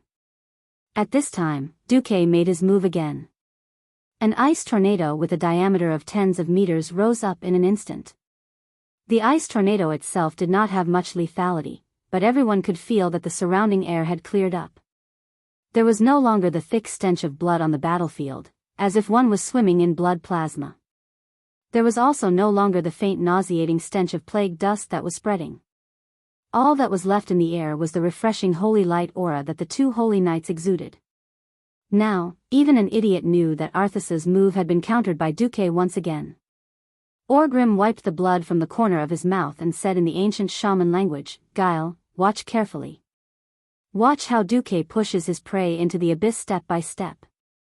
This method of killing the prey with the least cost is something you must learn to become a qualified leader." Thrall's pupils shrank. That's right. It did not matter if the Horde would still fight against the Alliance after this battle. The only thing they could be sure of was that the Horde was no longer the large horde that seemed to have an endless supply of soldiers. The orcs were indeed a powerful and brave race, but they only had a little over 100,000 orcs. If they fought another 2 battles of this level, they would all be wiped out. He had to admit that Duque's fighting style was the most suitable for the beastmen to survive in. At this time, Sal had not cultivated the path of shamanism, and as a warrior, his martial arts were far from the peak. Therefore, although he was holding the line, he was actually working hard to learn the path of battle and the path of control. On the other side, after the elven prince began to use accurate magic to support the few vanguards, Arthas finally fell into a difficult situation. It was one thing for Duque to make a move from time to time, but there was also Antonidas by Duque's side. Even if this chairman Kirin Tor was old, a Breaking Dawn mage was still a Breaking Dawn mage. He represented the highest battle power in the mortal world, so how could he be ignored? For a moment, Arthes was extremely hesitant. She didn't know if she should play that card. Right at this moment, Duque said leisurely, "Have you locked onto it?" "Got it." Antonidas raised his white beard, exuding the aura of a Breaking Dawn wizard. Then I'll have to trouble you, master. Duque bowed. For the alliance. As soon as he finished speaking, Antonidas used flash and crossed a distance of 200 meters, suddenly appearing in the middle of a large group of zombies and ghouls. If it were a mortal, it would be courting death. For a powerhouse of his level, this was the stage where he could use magic wantonly. An ordinary wizard's frost nova could only cover a distance of a few meters. Antonidas' frost nova, on the other hand, was like throwing a 10,000-ton boulder into a wide, calm lake. What it raised was an exaggerated ice storm wave that was at least 15 meters high. Whoosh! Within a radius of 100 meters, regardless of whether it was the weak zombies, skeleton soldiers, ghouls, or the stronger cave demons and gargoyles, or even the semi-spiritual banshees, they were all turned into solid ice sculptures by this ultimate move of Antonidas. Whoosh! An ice storm blew. In the violent cold wind, the breaking dawn mage's robes fluttered in the wind, making a loud sound. The ice sculptures a moment ago shattered into ice shards in the next moment and were blown away by the strong wind. Then, a huge winged creature that didn't exist in the first place was blasted out of thin air. It was a humanoid creature that was more than 5 meters tall, with a pair of huge purplish-blue bat wings. It was wearing a blue armor with silver edges. Seeing the curved goat horns on its head, a shocking name popped into everyone's mind: Dreadlord. In the Burning Legion's endless expansion, conquest, and destruction, many races had joined the Burning Legion, and the Dreadlord race was one of the best. These horned creatures were not any weaker than Eridar's elite warriors. After tens of thousands of years, they had completely integrated into the Burning Legion and played the role of high-ranking commanders in the entire Legion. This Dreadlord seemed to be surprised that he was blasted out. Then, with a sinister smile, he placed his left hand on his chest and gave Antonidas a noble greeting: "Greetings, human powerhouse. I am the Dreadlord Khazranadir. May I have the honor of hearing your name?" He was so polite that people could not help but associate this ugly Dreadlord with those nobles' butlers. Antonidas coldly snorted, "You will know my name before you die." After saying that, he waved his wand and a shocking wave of ice instantly swept towards the Dreadlord. In the next second, one human and one demon, the two of them began a chase. In the blink of an eye, no one knew where the two of them had gone. At this moment, Duque finally strode into the battlefield as if he was strolling in his own backyard. "Yo! Arthas!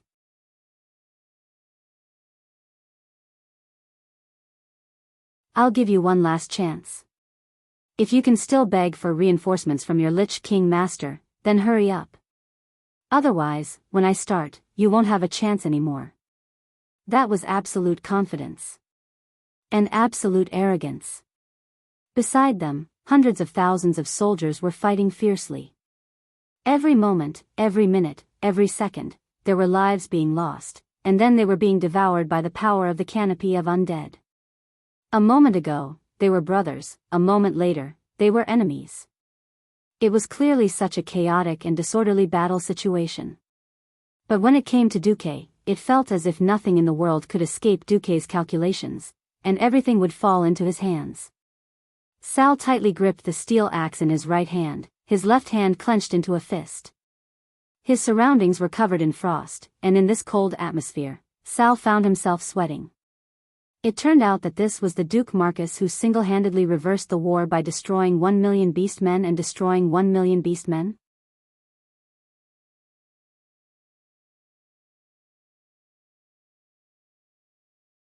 Chapter 747. Snowballing was a great skill to learn. Just like how the world's tycoons played with money before Duque traveled to this world, some things would develop on their own even if they didn't want to. Of course, Duque could choose not to fight Arthas here and go back to recruit soldiers. A month later, it wouldn't be a problem for him to summon an army of 300,000. But by then, Arthas might have already built up enough power to drag tens of millions of zombies all over the Lordaeron continent. Quantitative change could easily lead to qualitative change. When Arthas had more immortals, a lot of black technology that should have appeared in history would naturally be born. For example, the super monsters that were as tall as 3 people and made from dozens of corpses, the Abomination. The abomination had thick legs and round arms. Its mountain-like body was even bigger than the dwarf's steam tank. And because it was a collection of multiple human corpses, its life that was constructed from negative energy was also a composite life form. If the lives of all the immortals on its body were not reduced to zero, it would be impossible to destroy this monster. Therefore, the Scourge Army's snowballing ability was much stronger than the Alliance and the Horde. Duque knew very well how disgusting the Scourge Army was. Whether it was a Lich or a Death Knight, as long as their souls weren't destroyed, they could be resurrected. But it didn't matter. As long as he killed Arthas once, he could plant the shadow of failure in the fool's heart. Just like what Duque did to Orgrim. In this way, every time Arthas fought against Duque, he would become less and less confident. Even if his strength kept increasing, he couldn't escape the curse of Duque is undefeatable. That was why Duque had to fight Arthas even though he didn't have enough people around him. Duque entered the arena with an invincible arrogance. Thrall took a deep breath. He wanted to open his eyes wide and see if the rumors were deceiving his ears, or if Duque was about to shine brightly and blinded his eyes. Duque didn't say he wanted to fight one-on-one, so the other vanguards naturally wouldn't back down.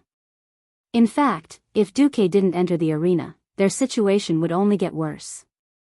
The one who had the deepest impression of this was Rexer. He lacked a powerful weapon, so it was almost impossible for him to deal any fatal damage to Arthas. The two paladins were about the same. Their epic tier weapons were nothing more than an itch to Arthas' Death Knight armor, which was formed by the power of darkness. Only Orgrim's Doomhammer and Grom's Bloodhowl could deal moderate damage to her. When the Dreadlord appeared, everyone was shocked. Originally, everyone thought that the weaker Duque would deal with the Dreadlord, while the more powerful Antonidas would deal with Arthas. Who knew they would be swapped? Duque had his own difficulties. Although Antonidas was strong, the problem was that he specialized in ice magic. Against a Death Knight that was proficient in the ice element, he wouldn't be able to gain an advantage. In a sense, even the Elven Prince was more useful than Antonidas against Arthas. Duque left Kael, that's behind. Alright, now that they had cut off the strongest Death Knight's external help, and also cut off his life and energy recovery cycle, did this mean that they could get rid of Arthas? No. Arthas, who had gathered incalculable power of darkness, was still at the peak of the unreachable cliff in everyone's eyes. To be honest, if Duque couldn't come up with an effective plan, even Orgrim wanted to retreat. No matter what, this cross-race, cross-faction alliance was still too fragile. At this moment, Duque made his move. The moment he made his move, Kael, was shocked. The High Elves thought of themselves as the ancestors of human magic. Even if they didn't say it out loud, they always thought that they were the ancestors of magic, and that their magic was the strongest. Even someone as strong as Antonidas was just walking the old path of the elves, reaching the end of the road in one go. It was obvious that Duque had taken a completely different path from the traditional magic field. He wasn't a native, and after seeing the prosperous world, he didn't have the concentration to focus on one thing. He couldn't be as proficient in arcane magic as Ronan, and he couldn't play with ice magic like Antonidas and Jaina. But Duque had something that all the mages in this world didn't have, the system elf. This meant that if Duque wanted to play something, to be able to do what others couldn't, it would all depend on this. Countless portals that looked like portals suddenly bloomed in the space around and above Duque. Anyone who wasn't a mage would think that these were real. Only Kael, immediately sensed the strange aura on these so-called portals that didn't have spatial fluctuations. In the next moment, countless figures stepped out of the portal, each of them holding a dazzling weapon in their hands. They suddenly appeared in the empty sky and land. Unsheathed swords, sturdy hammers, exquisite staffs, bright knives, every weapon had unique shiny decorations. Not only that, but they also constantly emitted magic fluctuations that couldn't be hidden. It was obvious that they weren't ordinary weapons. They could only be high-level weapons. It was very likely that most of them were epic weapons. No. There was no need for that. They were all epic weapons. Massacre Sword, Titan's Blade, warmonger. These people wielding all sorts of epic melee weapons seemed to be heroic spirits, but they were all fakes. More than 100 fake heroic spirits formed a huge circular defense line, killing all the undying that attempted to rush within 100 meters of Arthas. At the same time, countless elven archers appeared in the sky. Although they all had different hairstyles and appearances, and outsiders could easily have facial blindness when they looked at the elves, Kale, that's felt dizzy when he saw them. Damn, where did so many Aurelia and Sasha come from? Duque, why did you create so many copies of your own women? The second batch that came out were also illusions that Duque made with the system elf. The people were illusions, and the weapons in his hands were naturally illusions as well, but they looked so real. Loangaru, Heartbreaker Bow, Heartstriker, Huhuran Thorn, Dragon's Breath Cannon. The moment they appeared, they immediately stood in the air and used the long-range weapons in their hands to attack Arthas. The third batch was the trump card. 1 Jaina, 2 Jainas, many Jainas. The illusion of Jaina, wearing robes of 7 different colors, red, orange, yellow, green, cyan, blue, and purple, all held staffs and bombarded Arthas with magic. No, second fool was going crazy.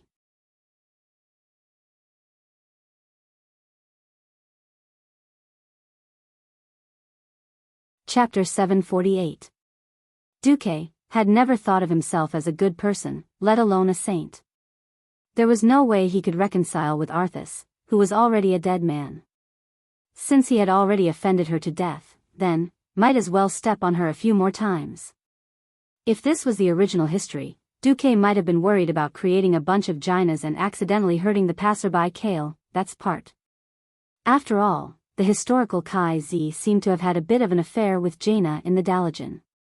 Now there was no such worry. Jaina was sold by her father to Karazhan when she was still a minor. She was a good girl with Duque until Karazhan was sent flying into the void.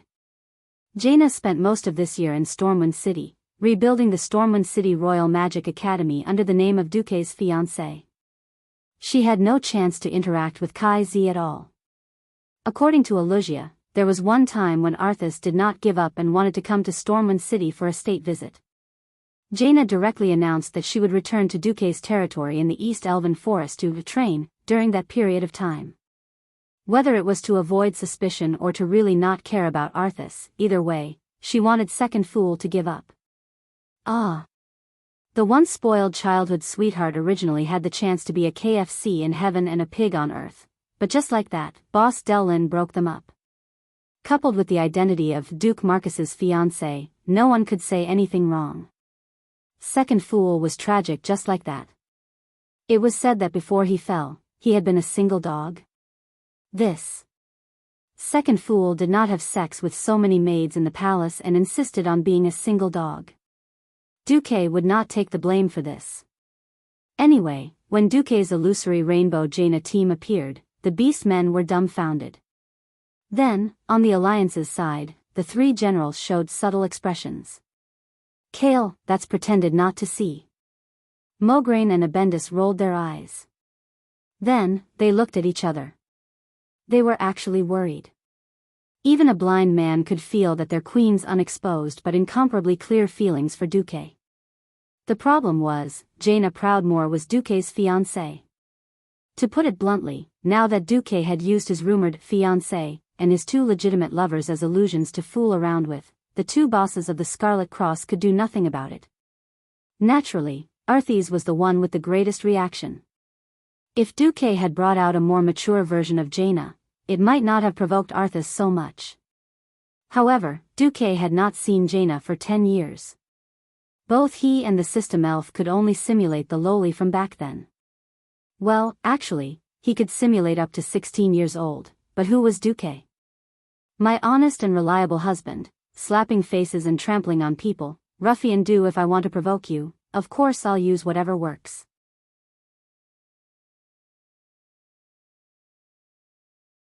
So, what dumbass saw was the pure and beautiful Jaina Proudmoore that had been buried deep in his heart for many years, the girl he dreamed of every night. Fireball, flame explosion. Frost arrow. The sound of a slightly childish girl's voice was nothing special, but when it entered Arthur's ears, it became a demonic sound that tore his soul apart. It was not hypnosis, but it was better than hypnosis. It was even more shocking than mind blast. Because it had nothing to do with magic and was purely psychological warfare, Arthur found it difficult to resist. As the saying goes, Taoists have their hearts, saints have their holy will, and demons have their demonic thoughts. The purest fanatical faith had the most powerful holy light. On the contrary, only the ultimate depravity could cultivate the most perfect Lich King carrier. For Zul, Arthas, who had fallen from a noble and pure paladin to a death knight, was his most ideal reincarnation tool. Whether it was him or Kel Thuzad, they were constantly tempting Arthas' soul to fall in the darkest direction. Originally, they were very successful. As long as Arthas became the strongest death knight who did not recognize anyone and only knew how to kill, Zul could carry out his ultimate plot. Now, Arthas' state of mind had undoubtedly been completely broken by Duque. The Lich King used death, plague, and frost as his signature, and the most taboo was human nature. At this moment, Arthas' heart was filled with hatred and anger. If Arthas' goal was to become a high-grade demon in the Burning Legion, this was not bad. To develop into a Lich King, it was a bit of a fork. This reflected on Arthas' body at this moment. The dark power that he could contain did not increase, but instead decreased, and there were signs of his power going berserk. Arthas' arms suddenly swelled, and with a violent sweep, he swept away Orgrim who was in front of him. He suddenly stepped on the gravel and rushed forward 3 steps, each step actually covering 5 meters. In the eyes of others, this was already at the level of a triple jump. Die for me, another thunderous roar, and a death's grasp directly pulled Duque over. Ah! Someone screamed. Someone frowned. Someone was watching the show. Duque could even create illusions of others. How could he be caught so easily? Sigh. What a bad memory. Duque, who was 30 meters away, mocked in disdain. As expected, another living bomb. Boom! With an earth-shattering explosion, Arthas' entire body was blown away. This time, it was not a low-level one like the last time. This was a flame blast that Duque had held back for a long time, stacked with a total of 108 radiant moon wizards. The terrifying power of the fire element was compressed into the size of a fist, and he stuffed it into the flaming figure of the living bomb. After being pulled over by the dark power, all the compressed fire element was instantly released, and it suddenly burst forth with terrifying destructive power that was comparable to a bombardment from a heavy cannon. Orgrim and the other beastmen were dumbfounded. Thinking back to the battle at the Scorching Canyon 13 years ago, the cannon shells that were more than a meter in diameter could not even compare to this. The violent explosion produced a powerful shockwave, and it directly blew away all 5 melee heroes. One had to know that this was only the aftermath of the explosion. Arthas, who bore the brunt of the impact, was directly blown into the sky, and the gorgeous ice armor formed from the condensed power of darkness cracked inch by inch. Chance. Everyone could see that Arthas had finally revealed a flaw. And a fatal one at that. Without waiting for Arthas to lose control of his body and fall again, Rexer threw away the axe in his hand, and his hands formed a nest, making a posture to help his teammate jump. Grom did not hesitate, and directly stepped on Rexer's palm, and suddenly glared down. Ha! A green figure suddenly broke through the chaotic smoke, and directly charged into the clouds. When it reached the highest point, it nimbly somersaulted forward, and Grom Hellscream tightly gripped the blood howl in his hand, and ignited the anger that had accumulated in his body. Accompanied by a wild, sky-shaking roar, he swung out a red light that split the sky.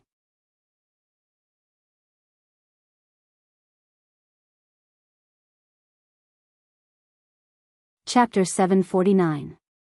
Among the many professions, the warrior's fury was the most unique type of energy. From a certain point of view, fury was like accumulating a mysterious version of adrenaline. The more fury one had, the more their attack speed, strength, and agility would be increased.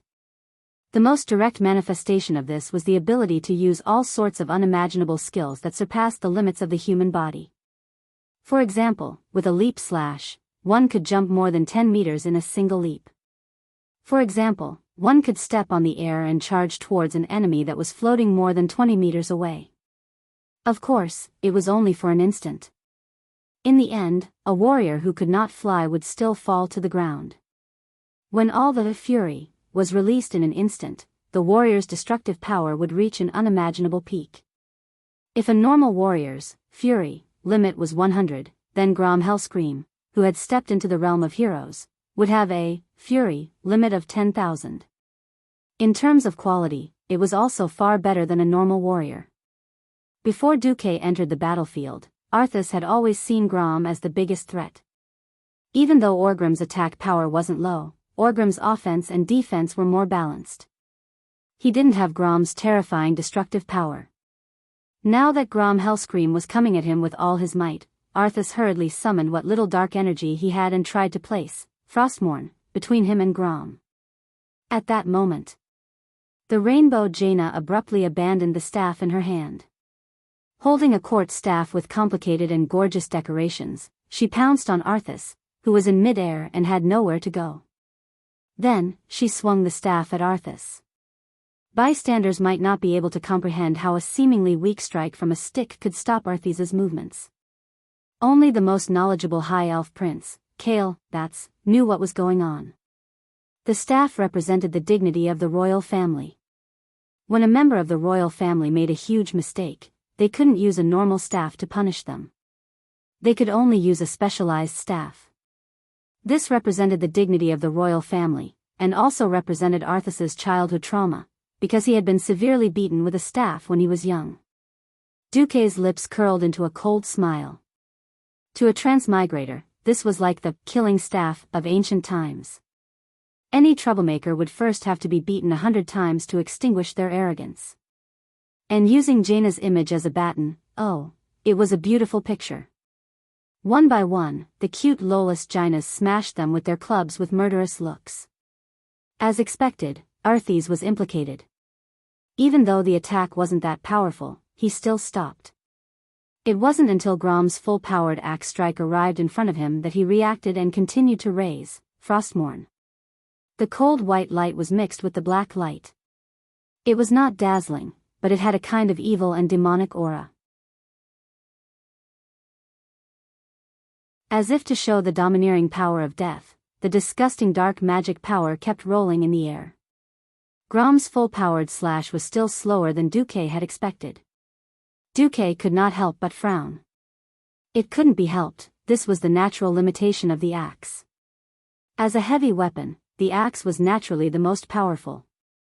Unfortunately, its speed naturally couldn't match up to an arrow, nor could it be as agile as a one-handed sword. It didn't matter. Duque still had something up his sleeves. With a snap of his fingers, Mograine, who was already prepared, threw a hammer of wrath at Arthas according to the agreement. The small golden hammer suddenly exploded on Arthas' right wrist where she was holding Frostmourne. This wasn't an attack, but a pure blinding attack. The illusory hammer that was filled with holy light was the biggest distraction for the undead. Ugh! Arthas grunted, and her hands' movements were still a step slower. Ah! Accompanied by Grandpa Roar's earth-shattering roar, Blood Howl, the legendary axe that killed the Lord of the Abyss Manoroth in one hit in the previous world, displayed its unparalleled destructive power for the first time in front of the world. It was a piercing howl. An incomparably violent bloodlust. An aura that could split the heavens and earth. When the scarlet glow from Blood Roar finally collided with the huge black and white body of Arthas, a deafening explosion erupted on the entire battlefield. The Death Knight's inner armor, which could have been blasted by 10 siege alls for an entire day and night without a single crack, finally shattered under such a shocking attack. Ah! Grom gripped the handle of his axe tightly, and all the muscles in his body expanded explosively. The strongest Death Knight under the Lich King's command came crashing down like a meteor. Arthas let out an earth-shattering scream and crashed to the ground. It was as if the ground had been hit by the largest cannonball. For a moment, sand and pebbles flew everywhere, and everyone around subconsciously got into a defensive stance to block the flying pebbles that were even fiercer than machine gun fire. Except for one person, stomping on the solid ground, a stalwart figure charged forward with all his might. His momentum was like a raging wave, and his powerful steps were more solid than the hooves of a galloping bull. Almost instantly, Thrall, who was at the back, was subdued by Orgrim's domineering bravery. Thrall didn't have the right to participate in a battle of this level, but he did his best to open his eyes wide, wanting to see how this legendary former great chief fought. Arthas's momentum was greatly reduced, but it was not enough, because the aura of death had not completely dissipated. In order to seize the opportunity to land the killing blow, Orgrim ran with all his might, absolutely not willing to give up this opportunity to kill Arthas. Although he didn't understand why his third great chief, Azul, went to the Burning Legion to become the Lich King, Orgrim was very clear that if he didn't take care of Arthas, such a terrifying scourge army would sooner or later harm the other tribes on planet Azeroth. There was no turning back. Only by killing Arthas first would he have a chance of survival for the tribe. On the other side, Arthas was very clear-headed. Unless the soul of an undead was damaged or received a soul shock, they would never experience any physical symptoms such as dizziness. Although he was in a difficult situation, Arthas could still control his body, but Orgrim's frontal assault made him feel a chill down his spine. Under the warrior's intercept skill, the distance of 100 meters was instantly reduced to 0. In the blink of an eye, the burning power of the Hammer of Destruction was displayed in front of him. Arthas was not afraid. As long as the incomparably precious magic sword's hilt was still in his hand, he would definitely have the confidence to turn the tables. Facing the burning aura, the only thing he could shout out was the true name of the magic sword. Frostmourne. Before Arthas could release the supreme magic power of Frostmourne, he suddenly found that a Duque had appeared in an instant, holding a highly concentrated magic ball that shone with 5 different colors, and instantly cut off his right arm.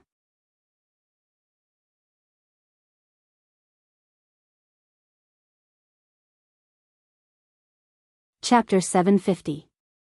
5 Elements. When Thrall first saw this legendary enemy of the Beastmen, he thought that Duque was just smart. But when he saw that Duque could control 5 elements at the same time and appear in a form that didn't conflict with each other, Thrall was shocked. Thrall had heard of high-level human mages who could use Frostfire Arrow, which was a mixture of ice and fire elements, but he had never heard of anyone who could combine 5 elements without conflict. Arcane, fire, ice, lightning, and storm. The 5 destructive elements were perfectly combined, and it seemed like they couldn't go too far away from his body. From beginning to end, the 5-colored magic ball never left Duque's palm. Duque had no choice but to fight in close combat. He pushed out his palm and bombarded Arthas's arm at close range. Nobody noticed that as soon as it came into contact with Arthas's arm guard, the glowing orb suddenly morphed into the shape of a sword within 1/100th of a second. Then, in the blink of an eye, it sliced through Arthas's arm guard, the muscles of her arm, and the bones of her arm that had been imbued with the power of darkness. The others only saw that Arthas's ice armor, which was many times harder than a tortoise shell, was destroyed by the 5-colored energy ball after Grom blasted it in the chest area. It wasn't that Arthas's defense wasn't high, but that there was nothing in the world that could truly achieve full elemental defense. Just like Frostfire Arrow, it aimed to break through the opponent's weakest resistance. Duque's spell, which he named 5-colored greatsword, was the same. To Duque's surprise, Arthas's weakest resistance was not fire, but everything didn't matter anymore, because Orgrim had already come up to finish off the attack. Oh, the hammer. Orgrim definitely wouldn't mind smashing Duque and Arthas into meat paste together. Of course, the premise was that the Duque who used the 5-colored greatsword to cut off Arthas's arm was the real deal. Just before the Hammer of Destruction landed, the Duque in front of Arthas disappeared. Orgrim noticed that when Duque appeared with the colorful ball in his hand, all the other doppelgangers of Duque had disappeared. The only remaining Duque was hiding behind a Bendis, who was holding a shield and a one-handed sword. TSK. Should I say, as expected of Duke Marcus? No matter what, he was so shrewd that it was frightening. Arthes, who had lost his arm, naturally lost his last chance to retaliate. Without any hesitation, Orgrim's hammer descended from the sky with unparalleled might. Boom. The earth shook violently. When the hammer landed on the undead knight's chest, the ground around the two of them bulged due to the huge impact. Everything within 100 meters was engulfed in flames. The power of Orgrim's attack was beyond the imagination of mortals. Thrall's vision was blinded and dazzled. He could not help but turn around and fall to the ground.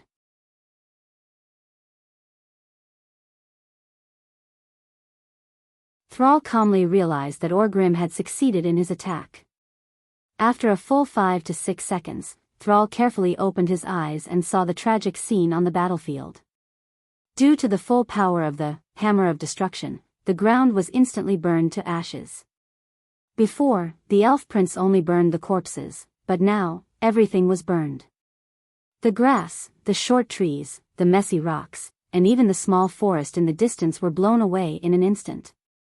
Giant concentric circles appeared on the grassland with the two of them as the center. The sand had reached its melting point, and it gave off a horrible smell. The smell was very pungent, and there was even a glass-like molten substance around them.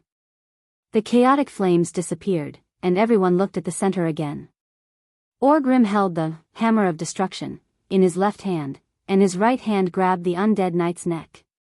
Then, he lifted the undead knight's broken body up high. Arthas was in a terrible state. There was a huge burned hole where his heart should be, and the scenery behind his chest could be seen. His armor had not completely shattered, and his remaining ribs were supporting his human form. The once noble and holy Lordaeron prince was about to end his sins in his first official battle after his fall. He closed his eyes and lowered his head. On his right was his broken arm, swaying in the wind. It should be over. Seeing this scene, almost everyone secretly heaved a sigh of relief. Ha ha ha ha. You can't play anymore, you filthy undead knight. Grom laughed as he walked over with his legendary axe, Bloodhowl. Chop off his head and give the body to a human holy knight. Humans are better at purifying undead than us. Orgrim ordered as he turned to look at Duque. Duque smiled and nodded. Originally, they wanted to personally chop off the head of Arthas, who killed his father and destroyed his kingdom. Since Duque had no objections, Mograine and Grom could only accept it. Fortunately, they could still purify Arthas's evil and stinky soul. Hearing the soul of a fallen holy knight like them wail in agony would definitely feel good. On the other side, Grom grinned as he raised his axe. His hard fangs seemed especially domineering at this moment. I'd be happy to. Halfway through his sentence, Grom suddenly realized that something was wrong. That was because Orgrim was asleep. Sleep in the middle of this noisy battlefield? Falling asleep before dealing the final blow to the enemy? What the hell? Sleep? Duque shuddered.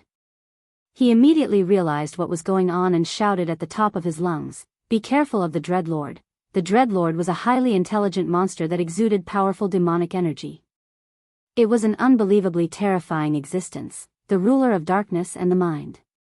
These cruel and evil creatures were the Burning Legion's most capable generals. Any Dreadlord was at least as powerful as a peak Radiant Moon Mage.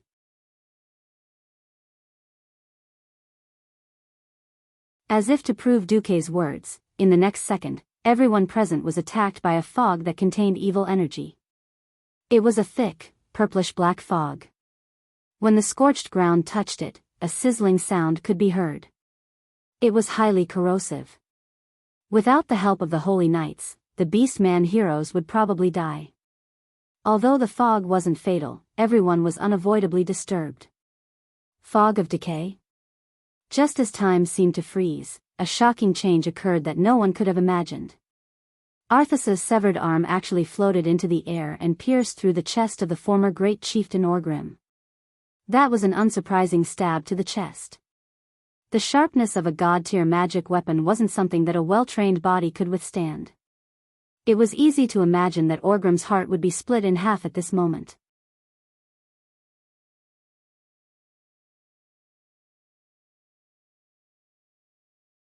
Chapter 751. Duque said calmly, "You played a part in the birth of the Death Knights." Duque spoke again, "You want to go to the Kalimdor continent, right?" "No," Sar and Rexer screamed at the same time. Orgrim lifted the heavy hammer of destruction with difficulty and handed it to Sar. "This hammer of mine has accompanied me for my entire life. Now, it's yours. From today onwards, you are the fourth chief of the horde." After a while, Orgrim seemed to have affected his wounds and spat out a mouthful of blood. Then, he said, "Are we still going to fight?" The Alliance soldiers lined up neatly and slowly retreated step by step, creating a clear dividing line in front of the chaotic horde. Sar hesitated, but Orgrim nodded. "That's right." Duque did not speak and let Orgrim laugh. The noise of battle in the distance became softer. It was obvious that the Alliance and the Horde had joined forces and the undead had lost their commander. Suddenly, a horn sounded from the main battlefield. Even though Duque knew that the Scourge army did not have a direct relationship with the Burning Legion's Dreadlord, Duque did not dare to take the risk. Kale, that was the same. He also threw a huge fireball the size of a carriage at the Dreadlord's head. Duque and Kale, that's flashed, trying to get past these annoying high-level undead. Even if they chased, they might not be able to catch up. With Kuel Salas still around, this was likely to be a serious diplomatic problem. Then, the atmosphere was a sad parting of life and death. Everyone saw a mocking smile on his face. On many battlefronts, after the undead were wiped out, both sides fell into an awkward standoff. Fortunately, whether it was the Horde Centurions, Kiliarchs, or the Alliance's lieutenants, they restrained their soldiers. They had no choice but to retreat. No one knew what the Scourge army had up their sleeves. "Yes." Sar gritted his teeth and nodded. "Ah." Grom immediately roared, slashing down with all his might with blood howl that he had just raised. There was still the possibility of losing Kale, that's 18 undead knights and 18 liches arrived beside the Dreadlord in an instant. These high-level undead swarmed forward, blocking everyone's path of pursuit. If they wanted to continue the chase, they would have to abandon Kale, and let this noble prince block the two Dreadlords while Duque chased after them. Damn it. Duque raised his hand and conjured a bunch of Hand of Magic, instantly casting spells that rained down like a downpour. Even if they caught up to him, they might not be able to defeat him. Orgrim squinted at Duque, who was standing 2 meters away from him, then glanced at the Alliance and the Horde. He opened his mouth weakly and spoke in the common language, "This is bad. I've been fighting with you for so many years. I've thought about it many times. Either I'll kill you, or I'll be killed by you.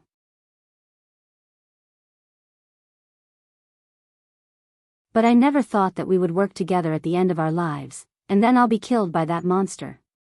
Ahem. Duque waved his hand without turning back. "Farewell, Orgrim." Sar supported Orgrim's body, but he could not stop the frosty blood from spurting out of the wound on Orgrim's chest. When Duque and Kaizi returned to the main battlefield, more than half of the 36 cannon fodder summoned by the Dreadlord were dead. These mid-level undead knights and liches were not a match for the heroes. Without much thought, Duque and Kaizi worked together to clear out the rest. Dark summoning. Sar still could not believe his eyes when he saw Duque leading his army away. Even when the Alliance's army retreated in an orderly manner under the sound of the horn, Orgrim could not believe his eyes. Duque was referring to 1 year at the Dark Portal.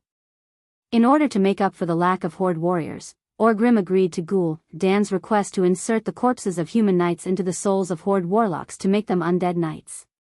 The only fortunate thing was that Orgrim's soul wasn't sucked into Frostmourne, with the help of 2 paladins. After all, Arthas didn't have the time to inject enough dark power into the Frostmourne. Usually, at a distance where they could see each other's fangs or eyes clearly, the two sides would have already started fighting. Today was a little special. The lieutenants immediately understood. All troops, retreat 30 meters. Duque shook his head. Maybe we will fight again in the future, but not now. But not now. We have a more terrifying common enemy, the Scourge army. Duque clenched his teeth. Retreat. He. One was red, and the other was blue. The goat horns on the foreheads of the two dreadlords trembled, and they let out sinister chuckles at the same time. Orgrim pointed in the direction where Duque had left. See that, Sar? That is the bearing of a legendary hero of the Alliance. Firm, farsighted, and able to distinguish between priorities. You still have a lot to learn. But I believe in you. Your achievements in the future will definitely not be inferior to Duke Marcus. Kale, that's heaved a sigh of relief when Duque gave the order to retreat. At this moment, Sar's face was covered in tears as he nodded heavily again. Orgrim laughed, his laughter filled with desolation and unfulfilled wishes. Goodbye, my good opponent. Kale, that was not confident in facing an unknown opponent of this level. He had thought that Duque would chase him to the end, but he had never seen Duque be so rational. It was the dreadlord that Antonidas had chased away, a different dreadlord with a completely different color. Mograine had tried to use Holy Light to save this temporary teammate, but it was completely ineffective. If wounds caused by the demon god level, Frostmourne, could be healed so easily, it would not be Frostmourne. Orgrim probably wouldn't be able to survive.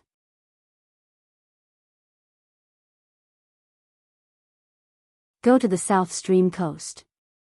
I will allocate some ships for you. The quality won't be good, but it should be enough for you to reach the other side of the sea. The Alliance will not attack you along the way. But for those who have not joined the Alliance, you will have to think of a way yourself. With that, Duque left without looking back. Orgrim admitted frankly, ha. That's right. Speaking of which, this is also my sin. Haha. The person who created the Death Knight died in the hands of the Death Knight. Ha. Irony. How ironic. Although they did not want to admit it, the leaders of the three tribes, including Sar, could only nod. This terrifying undead army was definitely the enemy of the living. Unfortunately, this powerful strike missed. A purple figure as fast as the wind grabbed Arthas and Frostmourne, which was still attached to the severed hand. The price of doing so was too high. On the other side, Orgrim was already in a dying state. Grom and Rexer stood behind the two chiefs, holding their weapons tightly. Even if the situation was unfavorable, as long as Orgrim spoke or the Alliance made any moves, they would not hesitate to fight. But they immediately realized that there were two dreadlords blocking in front of them.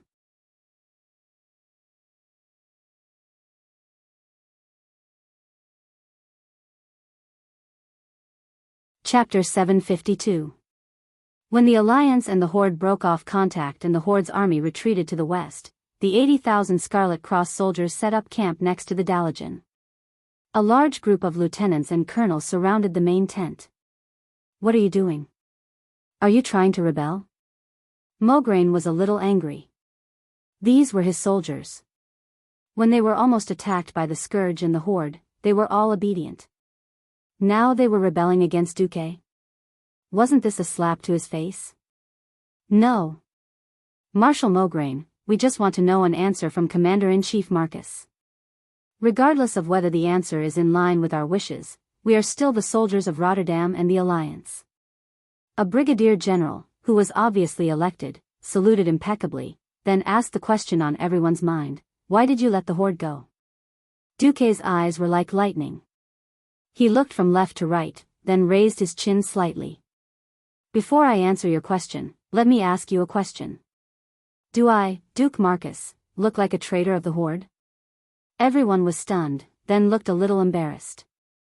If Duke, who had personally ended the two wars between the Alliance and the Horde, and had killed millions of beastmen and was crowned as the Alliance's great hero, was a spy for the beastmen, then the humans might as well jump into the sea and commit suicide. How is that possible? You are a great hero of the human race. Sir, please don't joke. We don't mean to reprimand you, but we can't sleep until we get an answer. That's right. Most of our homelands were burned by the orcs. Many of our elders died in the hands of the orcs. Suddenly telling us not to attack the rebellious orcs makes us feel uncomfortable. Mograine could completely understand how they felt. Former enemies and yesterday's slaves had suddenly become potential allies. No one could stand this.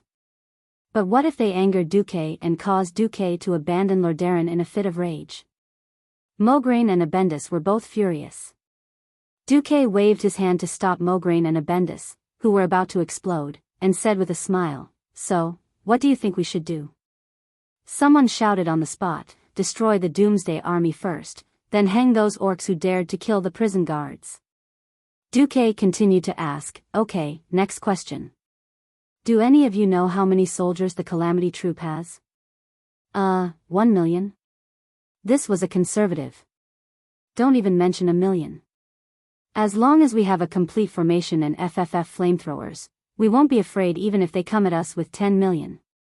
This was obviously an optimist. At this time, Duque's face suddenly turned cold as if by magic. His expression was frighteningly gloomy. Duque raised a finger. Humph. Not to mention that you only have 100 flamethrowers per 10,000 people, even if you had 10,000 sets, it would be useless. Do you know how many soldiers the Doomsday Army has? 100 million. At least 100 million. As soon as Duque's words left his mouth, it was as if an icy gust of wind had suddenly swept through the entire place. All the colonels and lieutenants shivered at the same time, and then gasped in unison. It can't be. How is this possible? Duque raised his chin slightly. That's right. There are only slightly more than 10 million humans in the entire Eastern Kingdom. But don't forget, to create the undead clan, we don't need to make zombies out of living humans. To the Doomsday Army, the skeleton soldiers are also soldiers. Duque did not beat around the bush and directly gave the answer.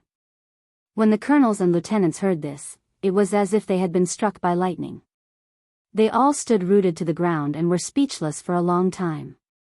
Duque waved his hand and said loudly, "I know that it is hard for you to accept, but the Doomsday Army is such a bastard. They will dig out all of your ancestors from their resting places and turn them into soldiers who will slaughter the living. Therefore, what we are going to face is not just 1 or 2 million trash targets, but hundreds of millions of skeleton soldiers. If you don't want to be drowned by the sea of undead and become a part of purgatory, then go down and prepare for battle."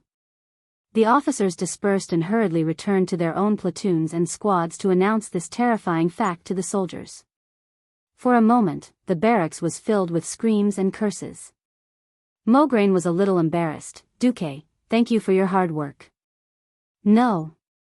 They have to think this through sooner or later. Otherwise, there will always be a thorn in their hearts. Abendis's facial muscles twitched. Will there really be 100 million skeleton soldiers? Duque raised his head and looked towards the north. That is an exaggeration. Arthas does not have that many liches and cursing disciples who can control the skeleton soldiers. 10 million undead clan soldiers is the limit. But there will definitely be 100 million undead clan soldiers, unless we... Duque did not continue. That, unless, was a very cruel thing to the people of Lordaeron. Because it meant that the people in every town would have to dig out the skeletons of their ancestors and burn them. Even if the people of Lordaeron agreed to do this, it was almost impossible. The people of Lordaeron had lived on this land for 2,800 years. Before Arthas killed his father, Lordaeron had a population of about 6 million. It was impossible to calculate how many generations had passed in 2,800 years and how many people had died. Even if they wanted to burn them, they could not do it with their current manpower and resources. Back in the tent, Mograine asked anxiously, "What do we do now?" Duque gestured on the military map, constantly moving the chess pieces that represented the strength of the towns. "It is a good thing that we defeated Arthas' main force, but don't forget that the Scourge army is more powerful than the Locusts.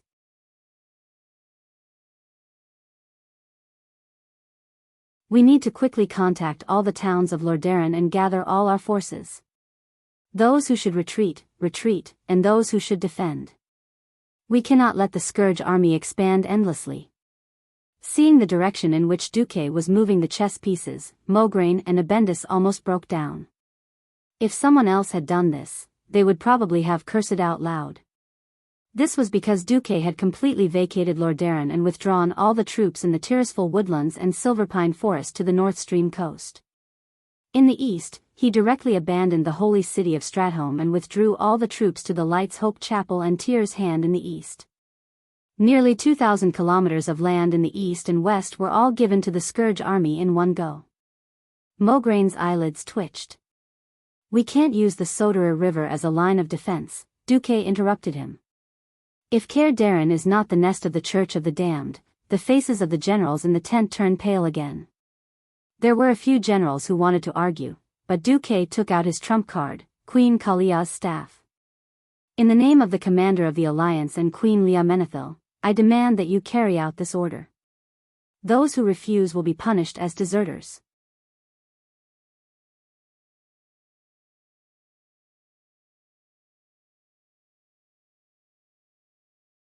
Chapter 753. It was difficult to leave one's homeland.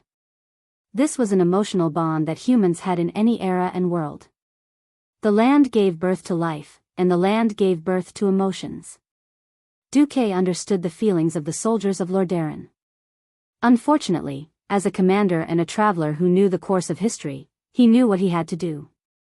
He could not stop the tragedy that had already happened. He could only let it spread and expand. That night, he received some bad news. As expected, the Doomsday Army's attack was not limited to just one direction. The Church of the Damned had infiltrated Lordaeron very deeply. The latest report was that in the Tirisful woodland, more than 10 cities had been poisoned by the lords of the Church of the Damned. They either poisoned the wells or the granaries, causing tens of thousands of people to die and turn into zombies. Coupled with the Doomsday Army that had set off from Lordaeron, more than half of the Tirisful woodland had fallen. However, there was good news too. The emergency evacuation drill that Duque had stopped back then had played an unexpected role. Duque's butler, Makarov, had successfully used the water transportation of Lordaeron Mill Lake to save nearly 100,000 citizens. He had even used the fleet behind him as bait, luring Arthas into thinking that all the refugees had fled south to the Dalagen. In fact, most of the refugees had circled around Fenris Island in the middle of Lordaeron Mill Lake before heading west into the Silverpine Forest. They had now arrived at the North Stream coast to await rescue. This could be explained by Antonidas's dark expression. The old man was certain that Duque's subordinates had tricked the Dalagen. Otherwise, Arthas's undead army would not have targeted the Dalagen first. The old man did not catch up with the Dreadlord. As soon as he returned, he announced that the Dalagen would focus on clearing out the undead in their territory. He did not even want to see Duque. However, at the very least, he promised to give 2 mages to Kale, that's to lead the Scarlet Cross Legion led by Duke. Including the Dalaran infantry regiment that was protecting the mages, Duke now had 100,000 soldiers in his hands. Duque was very displeased that Antonidas refused to see him. However, he could only helplessly accept this fact. In history, Antonidas also became more and more stubborn as he grew older. In his later years, he was just like Turinas, each of them worse than the other. Kale, that was quite excited about the opportunity to lead troops in a foreign country. Duque. This time, please give me some pointers. I will cooperate fully with you. Duque nodded and accepted Kai Z as his little brother. In the end, Duque chose to follow the Beastman's footsteps.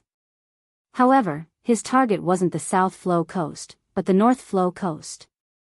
Firstly, there were more than 300,000 refugees gathered there, but there weren't many soldiers to protect them.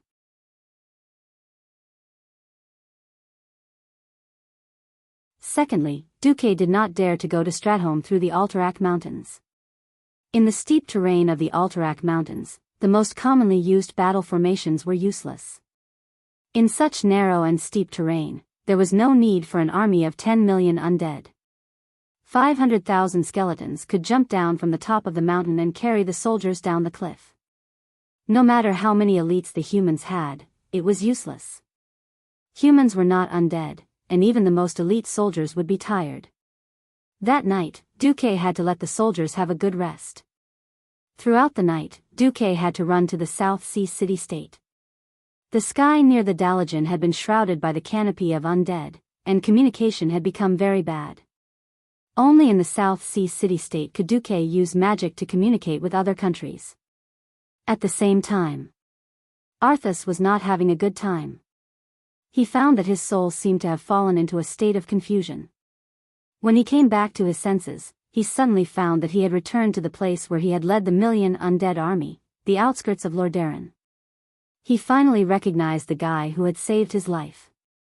The Dreadlord, Tichondrius, looked almost identical to Mal Gannis. They were both sharp and vicious, but he also had nothing good to say about Arthas. Arthas subconsciously raised his broken right hand that was tightly holding Frostmourne with his left hand. "Yo, I'm not your enemy," Tichondrius said. Tichondrius said, twisting his lips into a smile that looked more like sarcasm.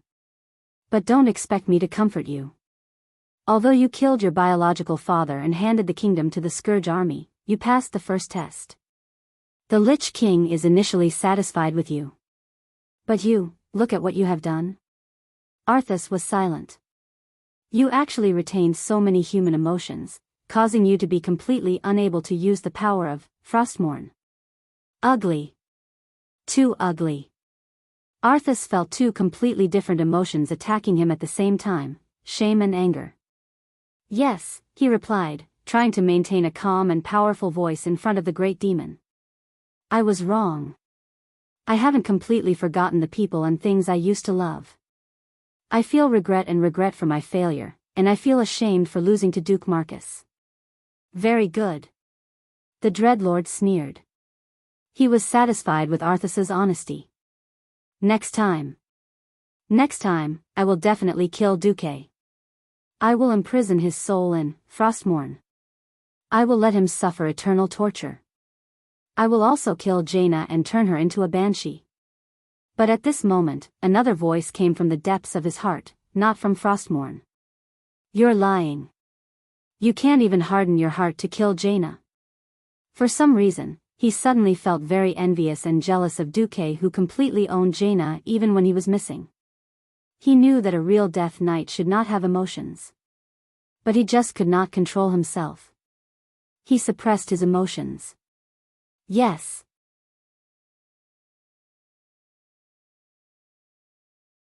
The voice in his heart would eventually disappear. He could not bear the growth of the warmth when he thought of Jaina. If he let it develop, it would spread like gangrene and swallow him up. The Dreadlord pretended not to see the emotional struggle in his heart. Instead, he laughed and said, "There's no need to be so anxious. Perhaps Duke Marcus will become your right-hand man, as a lich. However, the Lich King can't bear to see your miserable state anymore. Now, I'll give you a chance to become stronger and bear more of Frostmourne's power." "Say it." "I'll do it," Arthas said without hesitation.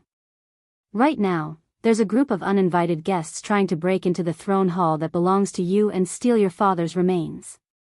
Go and destroy them. As long as you succeed, you will have greater power." With that, the Dreadlord touched Frostmourne. Arthas was shocked to find that the power from the demon's sword was rapidly repairing his broken body. You're tuning into the Biyao's Wuxia Chronicles YouTube channel. Don't forget to subscribe and join us on this journey to catch the most captivating stories.